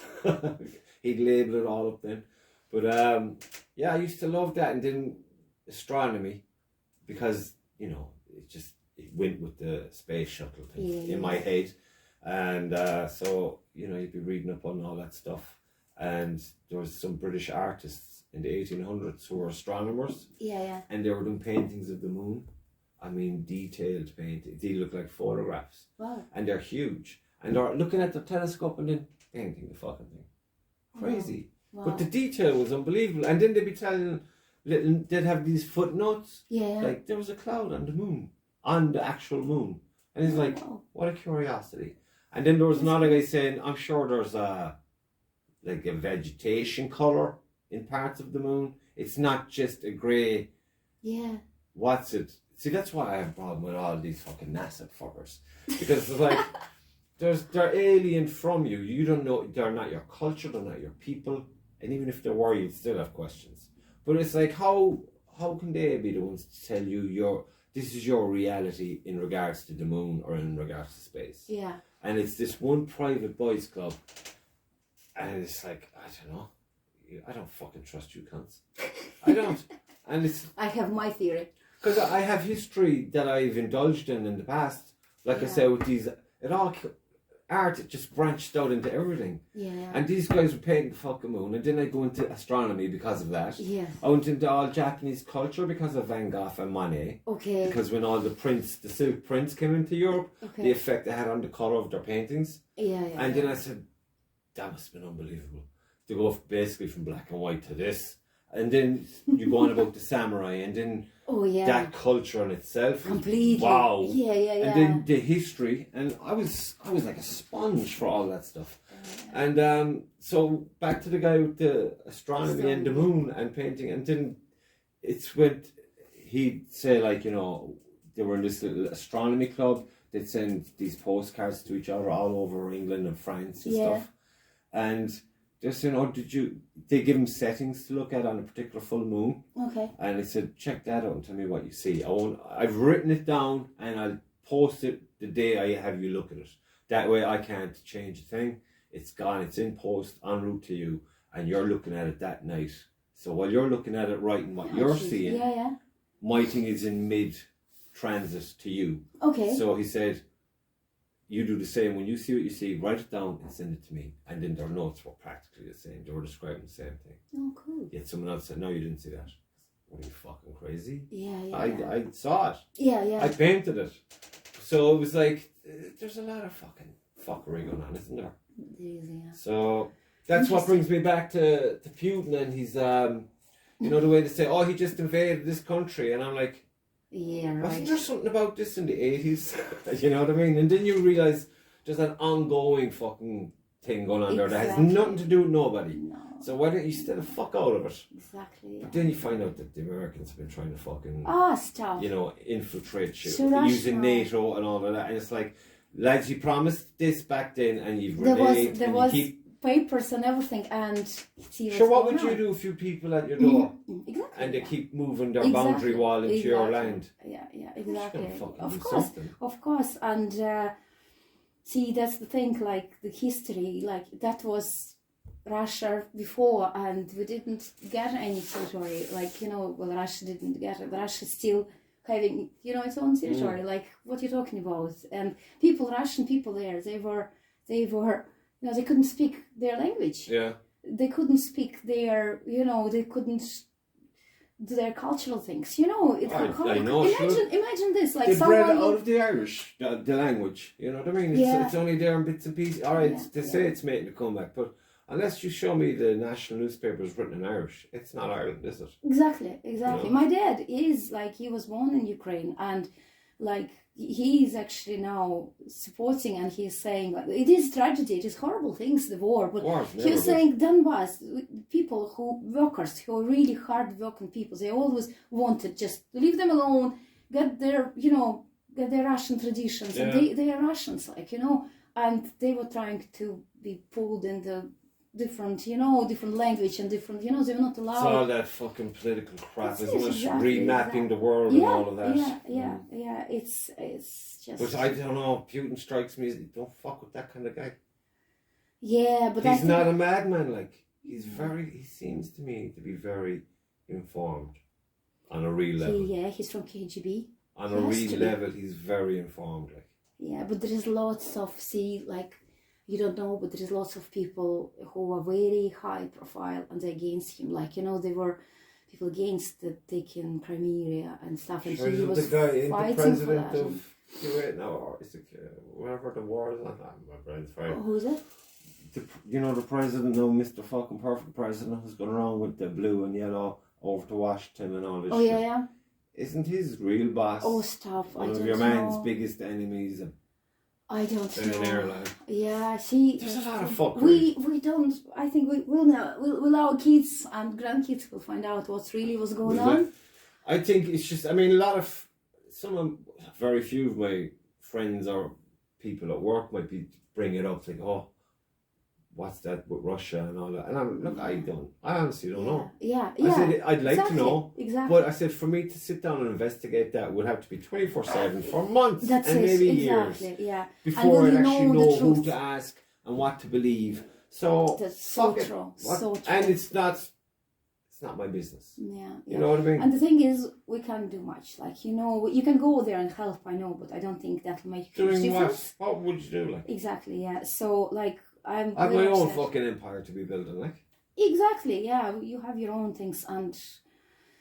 But when they came out and they really upped the ante, the media, with attacking the whole Russian thing. Oh yeah. That's when you know there's something fucking off. That's wrong. Exactly. Wait a minute. Yeah. Where's that coming from? Before what's his name, President Trump, when he's now before anyone says anything about him, I don't know. I find him amusing. That's about it. He's a funny guy. I kind of like a lot of the things he says. I like his frank and honest approach. I like him. Yeah, but I think he was the way it's fun. Like someone hit a button, and next thing all these so-called people are fucking hating on him big time, overboard, You ask an opinion and you're there 2 hours later and they're still fucking roaring about him, and you're like, how well do you know him? Yes. Well, what I was told in the newspaper. Exactly, yeah. But Ireland, does Ireland has own person papers that could go in Moscow and actually take interviews, Well, Ireland isn't... just Ireland is relying on all other... A lot of the Irish folks now that I meet are very fucking slow to come to any kind of conclusion. They'll be like, I don't know. Well, they like to take their time and get as much information. There's a minority group, like maybe the grandmothers and grandfathers who are just like getting the news blasted into their fucking skull 24/7 because they're at home by themselves. Yeah, exactly. All the time. They don't know any better. Yeah, they just watching. It's like, you know what I mean. But there are people, James. There are people who really, who do search and who who do documentaries. Like I was talking a couple of weeks ago with the guy there, and oh my god, like you will be amazed what he's telling you. And he said, I want to know, and I'm researching, and I'm looking into documentaries, and I'm like it's amazing. People want to know the truth. Absolutely. Because why would you be fed with all what is coming from the screen? It's crazy. It is. Turn off the fucking thing. Exactly. It's like I said, if I have a real burning desire to know something, I will go to YouTube straight away, but only like you might go to a phone book. Because you find the names of, qualified individuals who have a history. Yeah. And you say, right, so I find them there, but then I'll go somewhere else to find out in depth about them. Exactly. That's how you, And that's, you can't just go to one place and get, even if it is brilliant, exactly, it's only one place. Exactly. You got to go to... But again, it's like you have to ask yourself, all right, well, this is going to play out either way, regardless. All I am is a witness. That's it. And a witness to the bullshit as well as whatever else, what the end result will be. Yeah, you're not witnessing exactly what's like, from here. And if I was there physically, I'd fucking move. See, that's the thing. I wouldn't be like, I would be gone. Yeah. Because that's the only, you've only one fucking life. And at some stage, if you're lucky enough to fucking... work the right thing for you, and you're not going to let some other fuckers come along with their war and fuck that up for you. So you get you and yours, and you fuck off. Get out from there. Because I'm not getting in the middle of the Goliaths of the world, you know what I mean? I have my own little thing. It's not, it's a humble... You have your goals and you have your family. Like, you know what I mean? So, no. Shit will roll by regardless if you're there or not. Yeah. Unless you're Superman, which I am not. It's not going to happen, like... So it's the superpower. Yeah. It's sad, but I mean, it must be nice to be removed from it for you, like in a sense. It makes my life so much harder. All this, it's so much harder. Like even simple things, just to go there, like you have to go through now only Turkey, and you're paying lots of money, and you don't know, you can be stuck there, flights can be cancelled, funds can be delayed, and you just there, and you think, will I see my family this year? Will I not see them? What's going on? What's going to happen? And with your family, how far removed would they be from anything? They are very far. We are on the border with Kazakhstan. All right. We are very far. We are from the Moscow about 20 hours by train. It's actually it's a big country. You forget how big that country is. Yeah, it's like a continent. we our part is the central part. We're in the central. If you think about to Siberia. Geographically, we're in central Russia. That's how we call. It's a central Russia, because from us to Siberia, it's if you think like Russia is only country, when you fly a few hours and you're still in the same country, it's amazing. So you can fly a few hours to Siberia. You still be in the same country. It's, you can be few days by train, and we're in the central part, but we're 20 hours by train from Moscow, so, but we are far from Ukraine. We're on another side, we're very close to Kazakhstan. We are like, guys who are from Kazakhstan, they would flew to Samara, because Samara has international airport, and they would just drive across the board, But your whole trip to just even before this crazy shit kicked off. I know. I mean, there's no such thing as a direct flight, is there? No, we had direct flights. Aeroflot, Russian airline, had direct flights 4 hours, 3.5 hours from Dublin to Moscow. Off you go. Yeah, simple, straightforward. I think they only did Dublin, but we'll say go to my place, I would go through Helsinki or Czech. Yeah. There was a great flight there through Prague. Actually, it was so cheap, amazing. Like, imagine it was few years ago. For 230 euros, I could get return to Moscow for Christmas. Fuck. Yes, and that was in 2015, 2016, where I went for 230 return. In that from Dublin? That would be... No, actually, that was, I think, from Helsinki, through Helsinki or something. Oh, right. Yeah. Aeroflot was always a bit higher. It's a top kind of... Aeroflot is the top Russian kind of, airline. So there would be, because it is direct, it would be higher. But you still can get tickets there, and it's easy to get Moscow. I'd say I'm in no hurry to go there. It'll be... No, not now anyway. If ever, it'll be a long way. We still issue visas, and Russia welcome everybody who wants. There's no problem there, and we don't do Russia, that. I used to watch this news thing. It's like the Putin hour, because he was always there answering questions. I'm going to watch Putin today, 12 o'clock. Well, it is 9 o'clock in the evening. All Russians watching Putin, and I'm going to the too. But he's not afraid to answer questions, like he's even not. from the foreign press. It's usually the foreign press who are like. He's straight, and he will answer everything you want.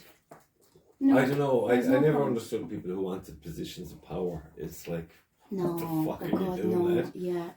No. Although saying that Trump didn't seem to affect him negatively. You see guys going in there, and it's like in 4 years, they look like they've been there for 30 fucking years. They're just like, drained. He came out like Skippy, not a bother. 4 years, give me another four. And he wants more for more.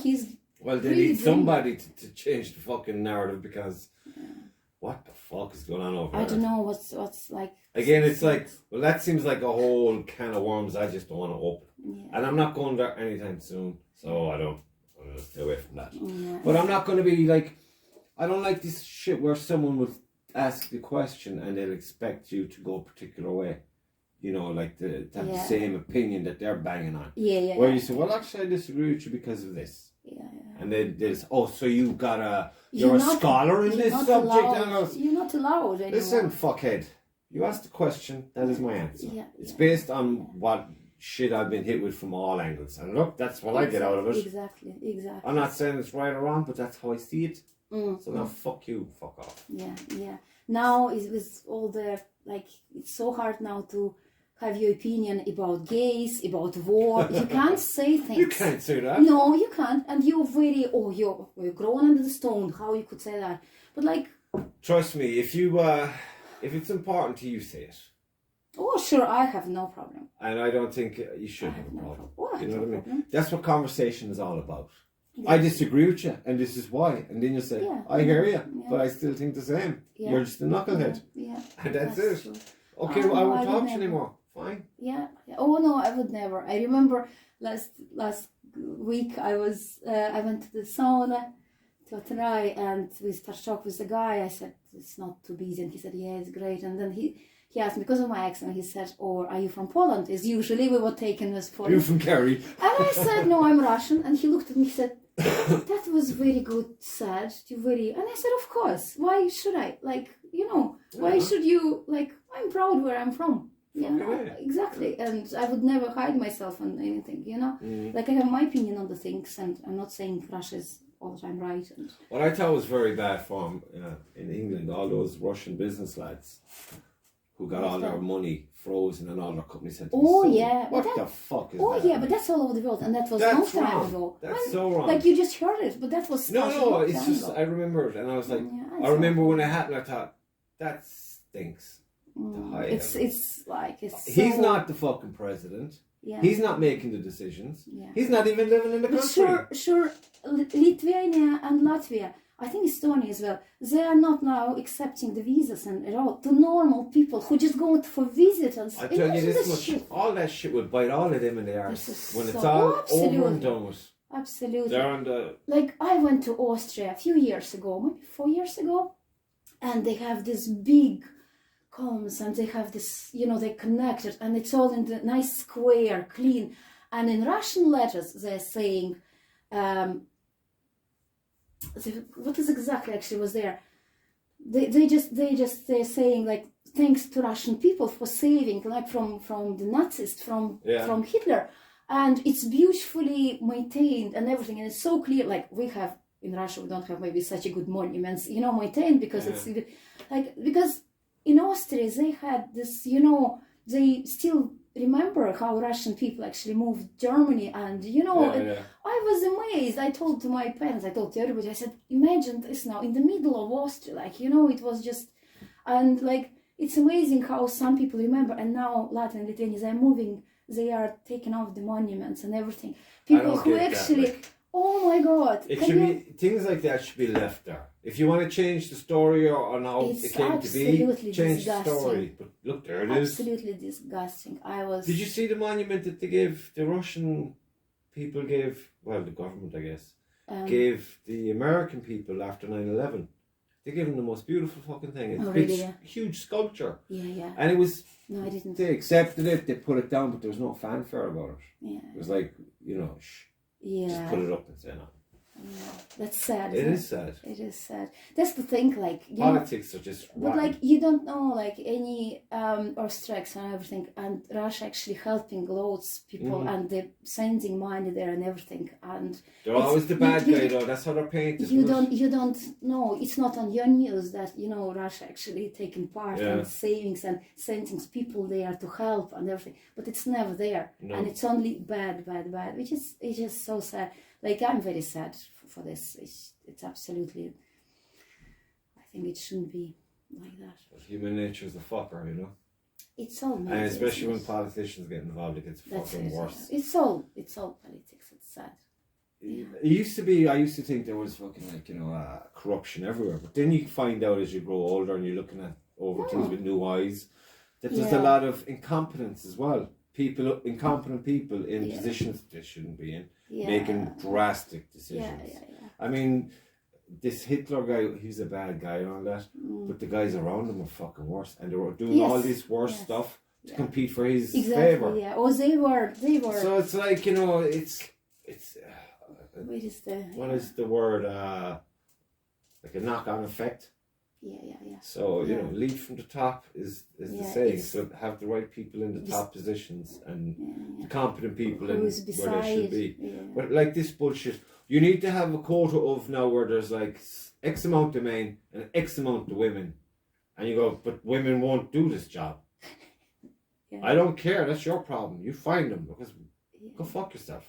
My company, if you're qualified, I don't care if you're a monkey, man, woman, dog, cat. I don't give a fuck. No, you can do the job, equal. You're in. Everything is equal, and like, this is mad, isn't it? Well, the whole thing, I heard a very interesting thought, would say. I wasn't really paying that much attention, but I thought, oh, that's interesting. This guy figured that this whole the career woman idea was brought in to neutralise the family unit, because daddy's at work all the time. Now we want money at work all the time. Actually. And the kids, well, who's going to mind the kids? Well, the state will step Government, and we'll give it to government. And now you have a bunch of fuckers who don't know what they are, what they want, and when they want it. It's just, I'm sure it's just like on that particular little part of the world, because I'm sure the rest of the world is too busy fucking being real and getting on with shit. The new will say superpower, wherever that may come from. People will say China, people say Russia, blah, blah. Asia, I'd say, is going to really kick ass because they just get on with shit. So like, this is what I do. I'm doing it to the best of my ability.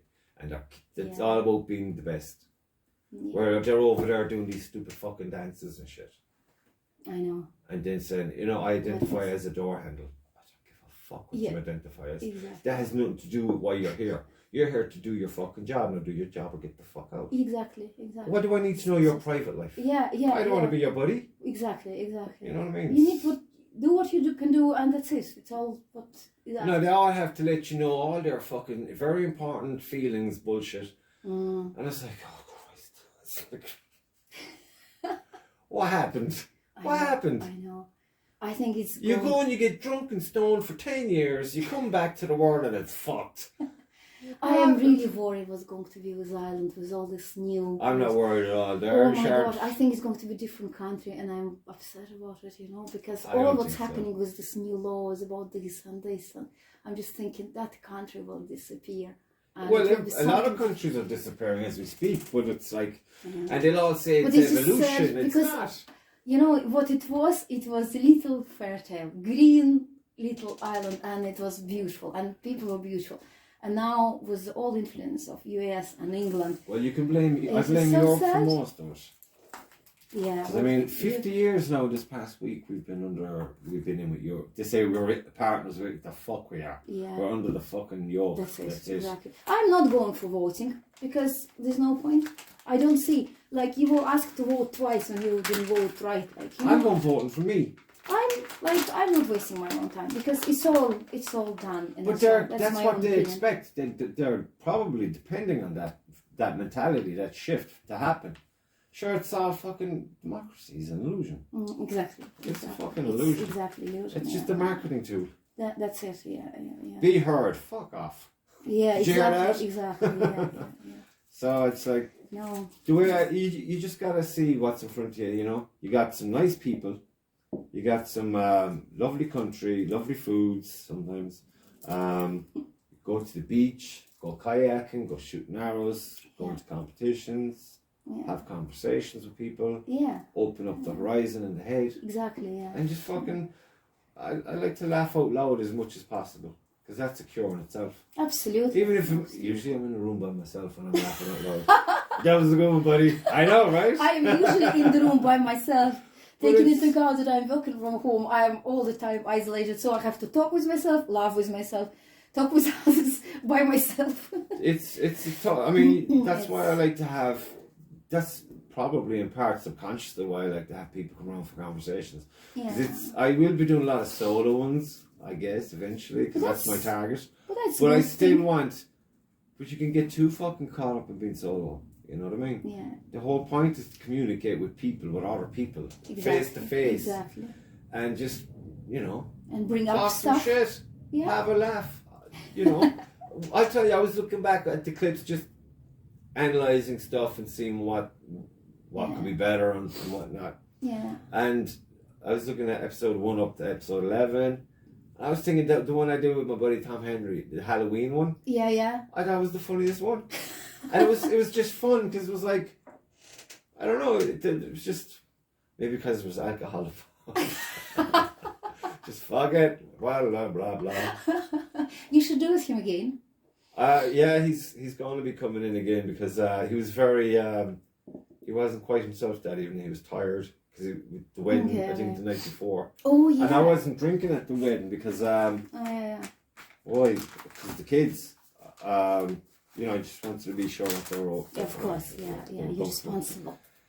Yeah, believe it or not. And Tom was smashed. He was flaming. I know, he had a great fucking time. But then he was saying that his daughter was watching some of these things on YouTube. So I think that was in his head.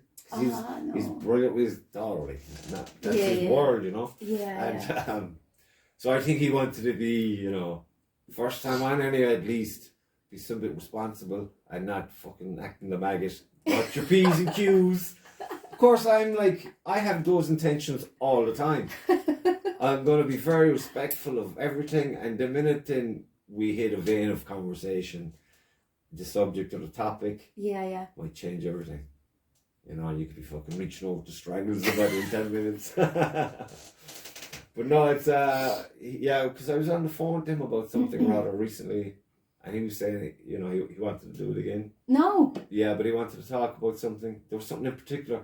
I think it was about being a father or being a parent in this day and age. Yeah, because we're kind of we're the guys that were kind of in between stuff, and our kids are very much in a different world to the world we were kids in, and it wasn't even that long ago. It's a different world now, of course. Yeah. And now with all the fuckery that they're exposed to 24/7 as well, and it's like. He was getting, because for me it's simple, it's black and white and a lot of things. Yeah. This element hurts mine, I kill this element. Or at least burn it or something, you know what I mean? Yeah. It's simple. The law doesn't come into it for me. It's the law of the jungle. It's like, this is mine, this is my kin. Yeah. If you fucking threaten that in any way, you're fucking ended, end of.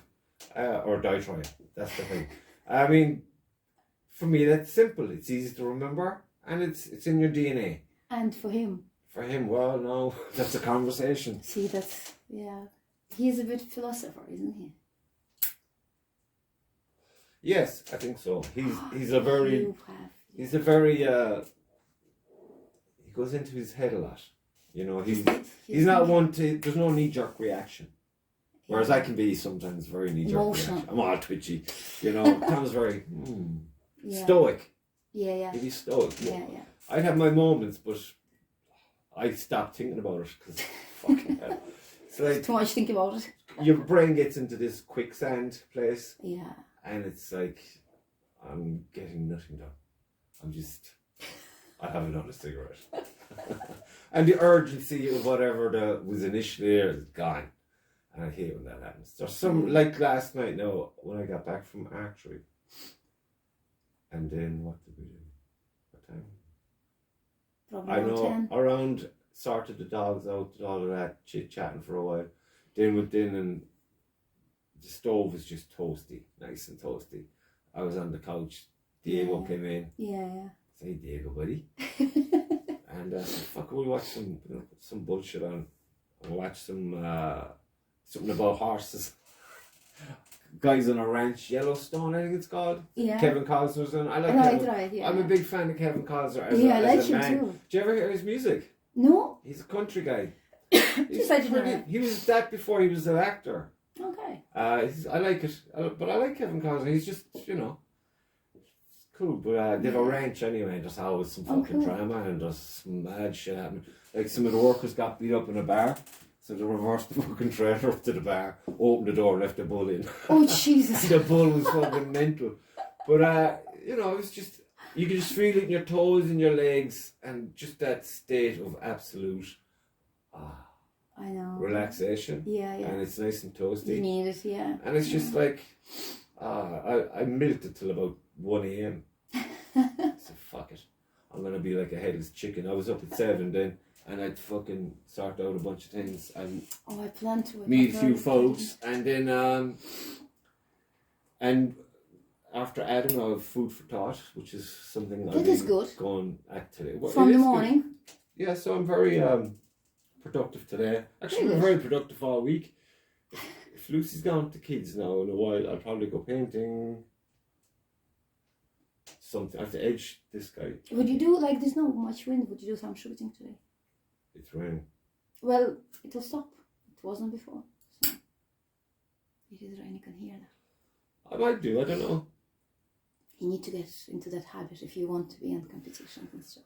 And I'm sure no, not really. See, when I was on about competitions, I was on about indoor competitions. Fucking trips around the wet woods, getting soaked in the morning. But then why would you not do different archery then? You know, what the fuck did I know? I knew nothing. I went over here to know stuff. Yeah. Now I know. You have lots now, yeah. But look, I'm not bothered about it. My priority at the moment is to get good at it. Yeah. To get excellent at it. Yeah.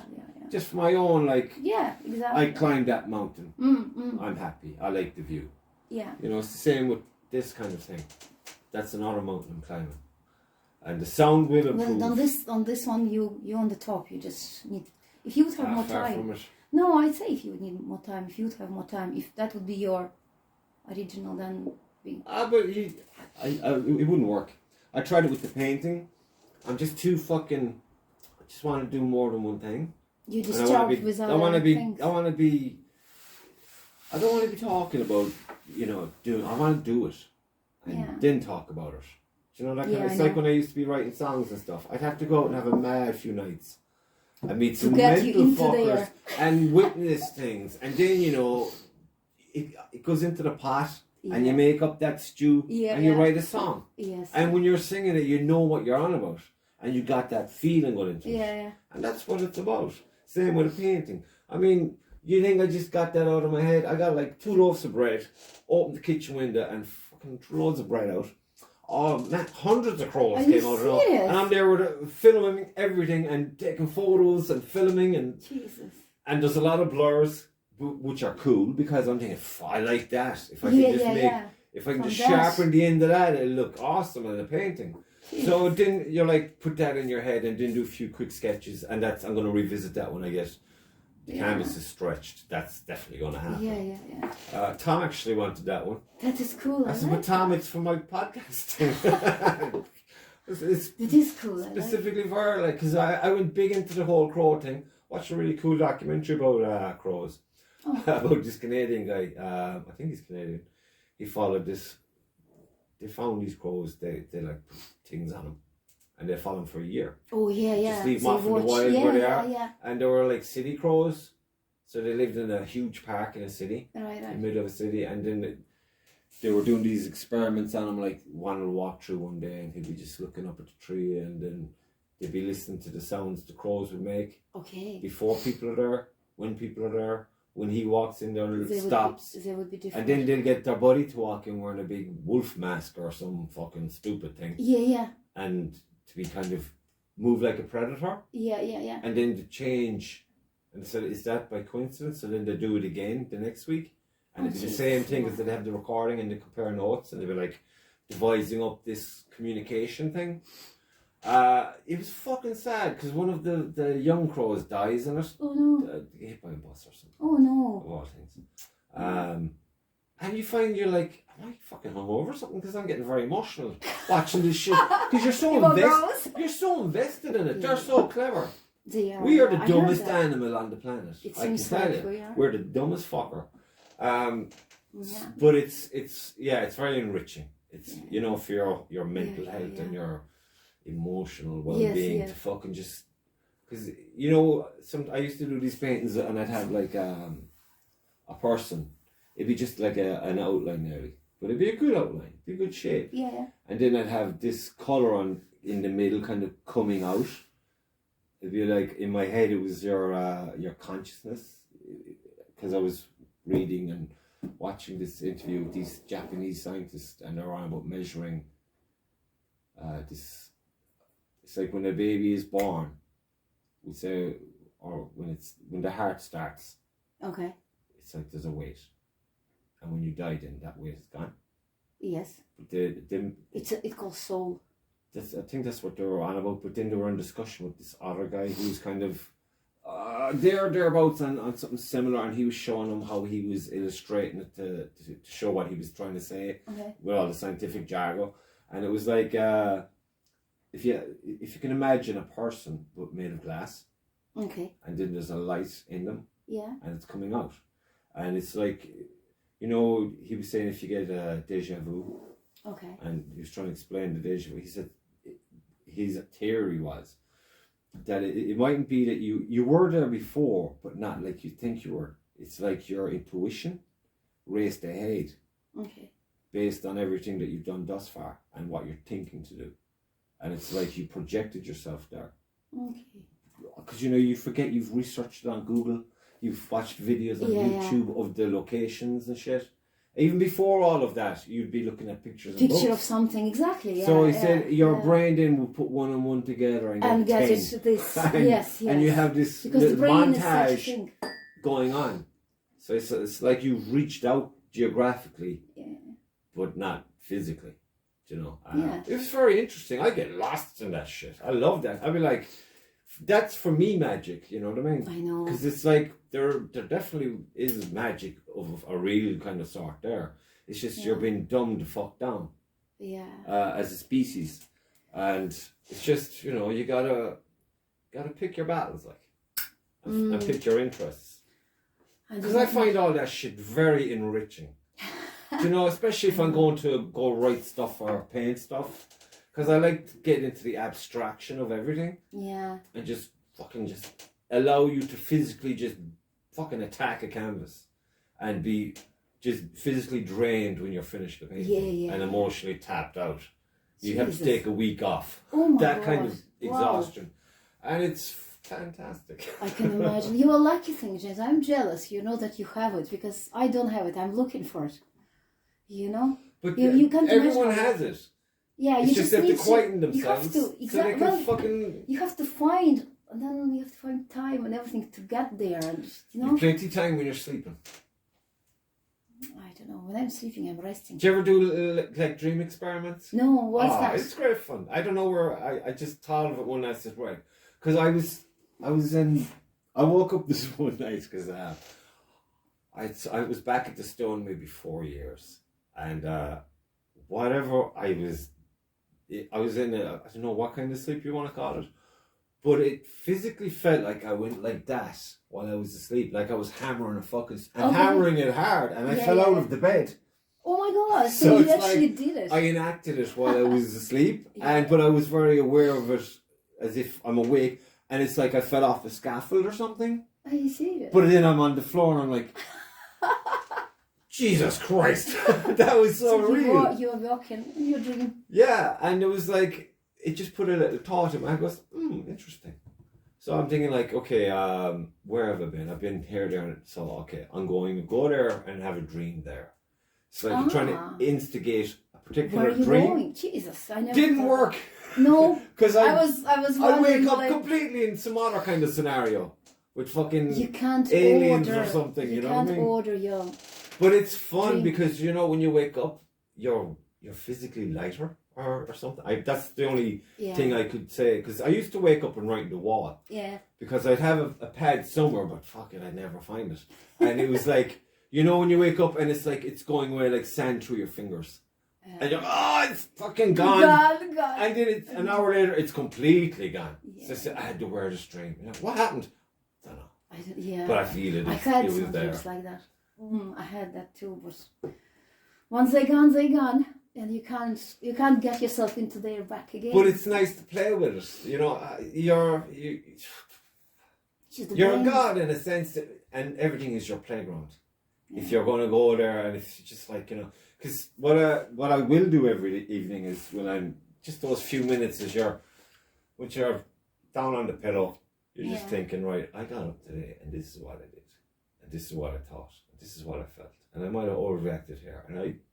You know, you're a quick little analysis. Analysing. And then it's like, so tomorrow now, I know of all this shit that'll take up my time, but I'd like to try to get in here and here and here and maybe get a little bit done. And then it's like, I visualise it, and then before I know it, it's 6 a.m. and I have to get up. Like, fuck! Here we go! But, so you just gotta be you gotta be a bit nuts. You do. You gotta embrace your crazy. Because it seems like you're getting nowhere a lot of the time. But like, you know, you sit down here and you say, geez, you got a lot done. I'm like, yeah, actually I did. You just got to take the time. I mean, you can do a lot in your sleep. You know, in your head. I don't know. I think I'm... It's just, you're nurturing a habit, and it could lead on to something completely different. You know what I mean? That was kind of knocking on the back of your mind. But you're too busy, and just because you gave yourself that moment to indulge in a silly little game with your head, and then it's like, oh shit, I forgot that door was even there, and then you open it up and you go, oh yeah, I gotta do this. Yes. And I'm gonna get out my journal, I'm gonna write it down. Writing it down is always a good idea. That's true. So I write it down, very good. and then I tell Lucy straight away, and when she stops laughing, I'll make sure she understood what I said. And then she laughed again, but then I've spoken it, I've written it down.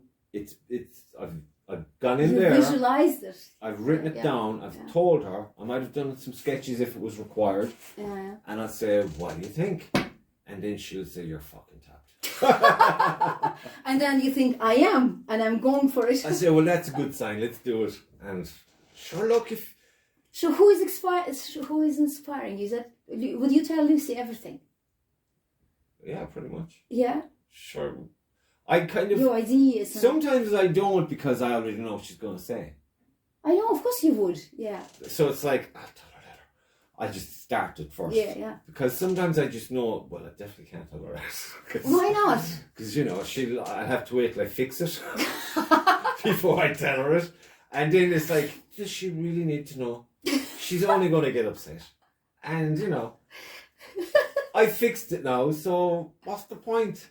Because you can't be taxing people, their happiness, if there's no need. I know. Yeah, but she knows I'm a fuck up. She knows, oh Christ, you did what? Of course, yeah. Of course. Where are the instructions? What instructions? Gone, first thing to go. But I tell her. Instructions are going to take place when it's finished, when it's broken. Here, if we get shit from IKEA, that's her trip. So yeah.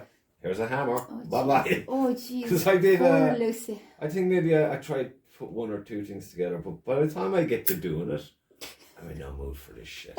And then it's all this fucking... She loves to get... But she's small hands. She's very fucking orderly. Yes, I'm not. she is. But very opposite, like. Yeah. Very opposite. But that's good. But that's what I'm saying. Opposite people are get together.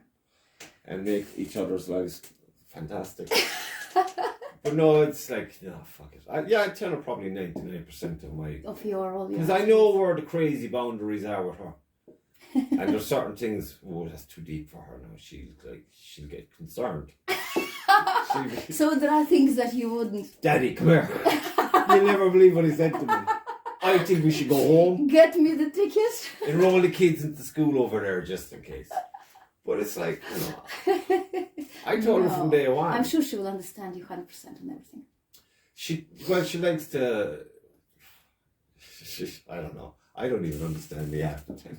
Well, I think it's just so many years here together. I think if we're together like 14 years. Yeah, she told me last week. Oh my God, that's because she was saying it to me. It was like the way she was such a woman about it. Of course. Like, I can't be living with you 14 years. That kind of vibe is what I got. And she's looking at her fucking phone and I'm like, yes. 14 years? She's like, yeah. Maybe I should get a fucking new model. Because it was my only way of like hitting back. But it hit back too fucking well. And I was like, oh shit. I'm going to get it now. But no, it was fun. It was grand, you know what I mean? Like you said, did you celebrate? We probably did. I don't know. I don't remember a lot of things because it's like, it's done, I enjoyed it, move on to the next thing. And it's like, when you're all fucked up, sick, flu or what, to the where you have to be in bed for a day or two, that's when I like to reflect. Because it's a distraction. Of course, yeah. And that's when you reflect. I mean, Christmas now, I hate Christmas. I love it so much. How someone can hate Christmas? It's a magical time. I actually hate it because, number one, I think the weather is just so shit. But number two, it's because it's so fake. I can't get on board with it. And then it's like, the more I see intelligent people get really into it, I'm like, you're just a dumb fuck. End of. And it's like, but for the kids, because no. Look at it on a bigger level. You're starting them off with a great lie like that at that age, and you're gonna try to hit that pony till they're like 10 or 15. I'm waiting now some nights till she's gone to archery. I'm gonna have a fucking chat with the boys because Sebastian's gone full tilt on Christmas. Really? Everything is Christmas Day. I said it's over, buddy. That's good. Next year, and he keeps going to where I'm thinking. But it's a new year now. Just fucking tell him. No. Look what Santa got me, Daddy. And I'm like, did he? Isn't he fantastic? No, you can't do that. But I'm on the fucking edge. No. I think Junior knows because it always seems to fucking happen because, you want to get it out of the way so you won't be stressed out when it comes to the whole present bullshit. Of course, yeah. And you have a fair idea what's expected. So that's her bag because that's her trip. And she gets it all done and organised. Yeah, you know what I mean? she's very good. Yeah, she told me. And then she'd be like,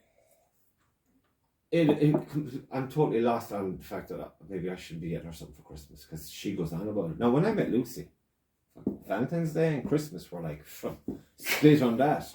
And I'm like, I'm 100% with you. Lucy has grown out of that thinking. I'm entrenched in that thinking. So it's like, she's up, but Junior... She's back into that thing. Junior seems to know, because of the kids, you see. Kids, because she's in it with the kids. Yes. I mean, I love it when they're fucking piranhas when they're ripping them things apart.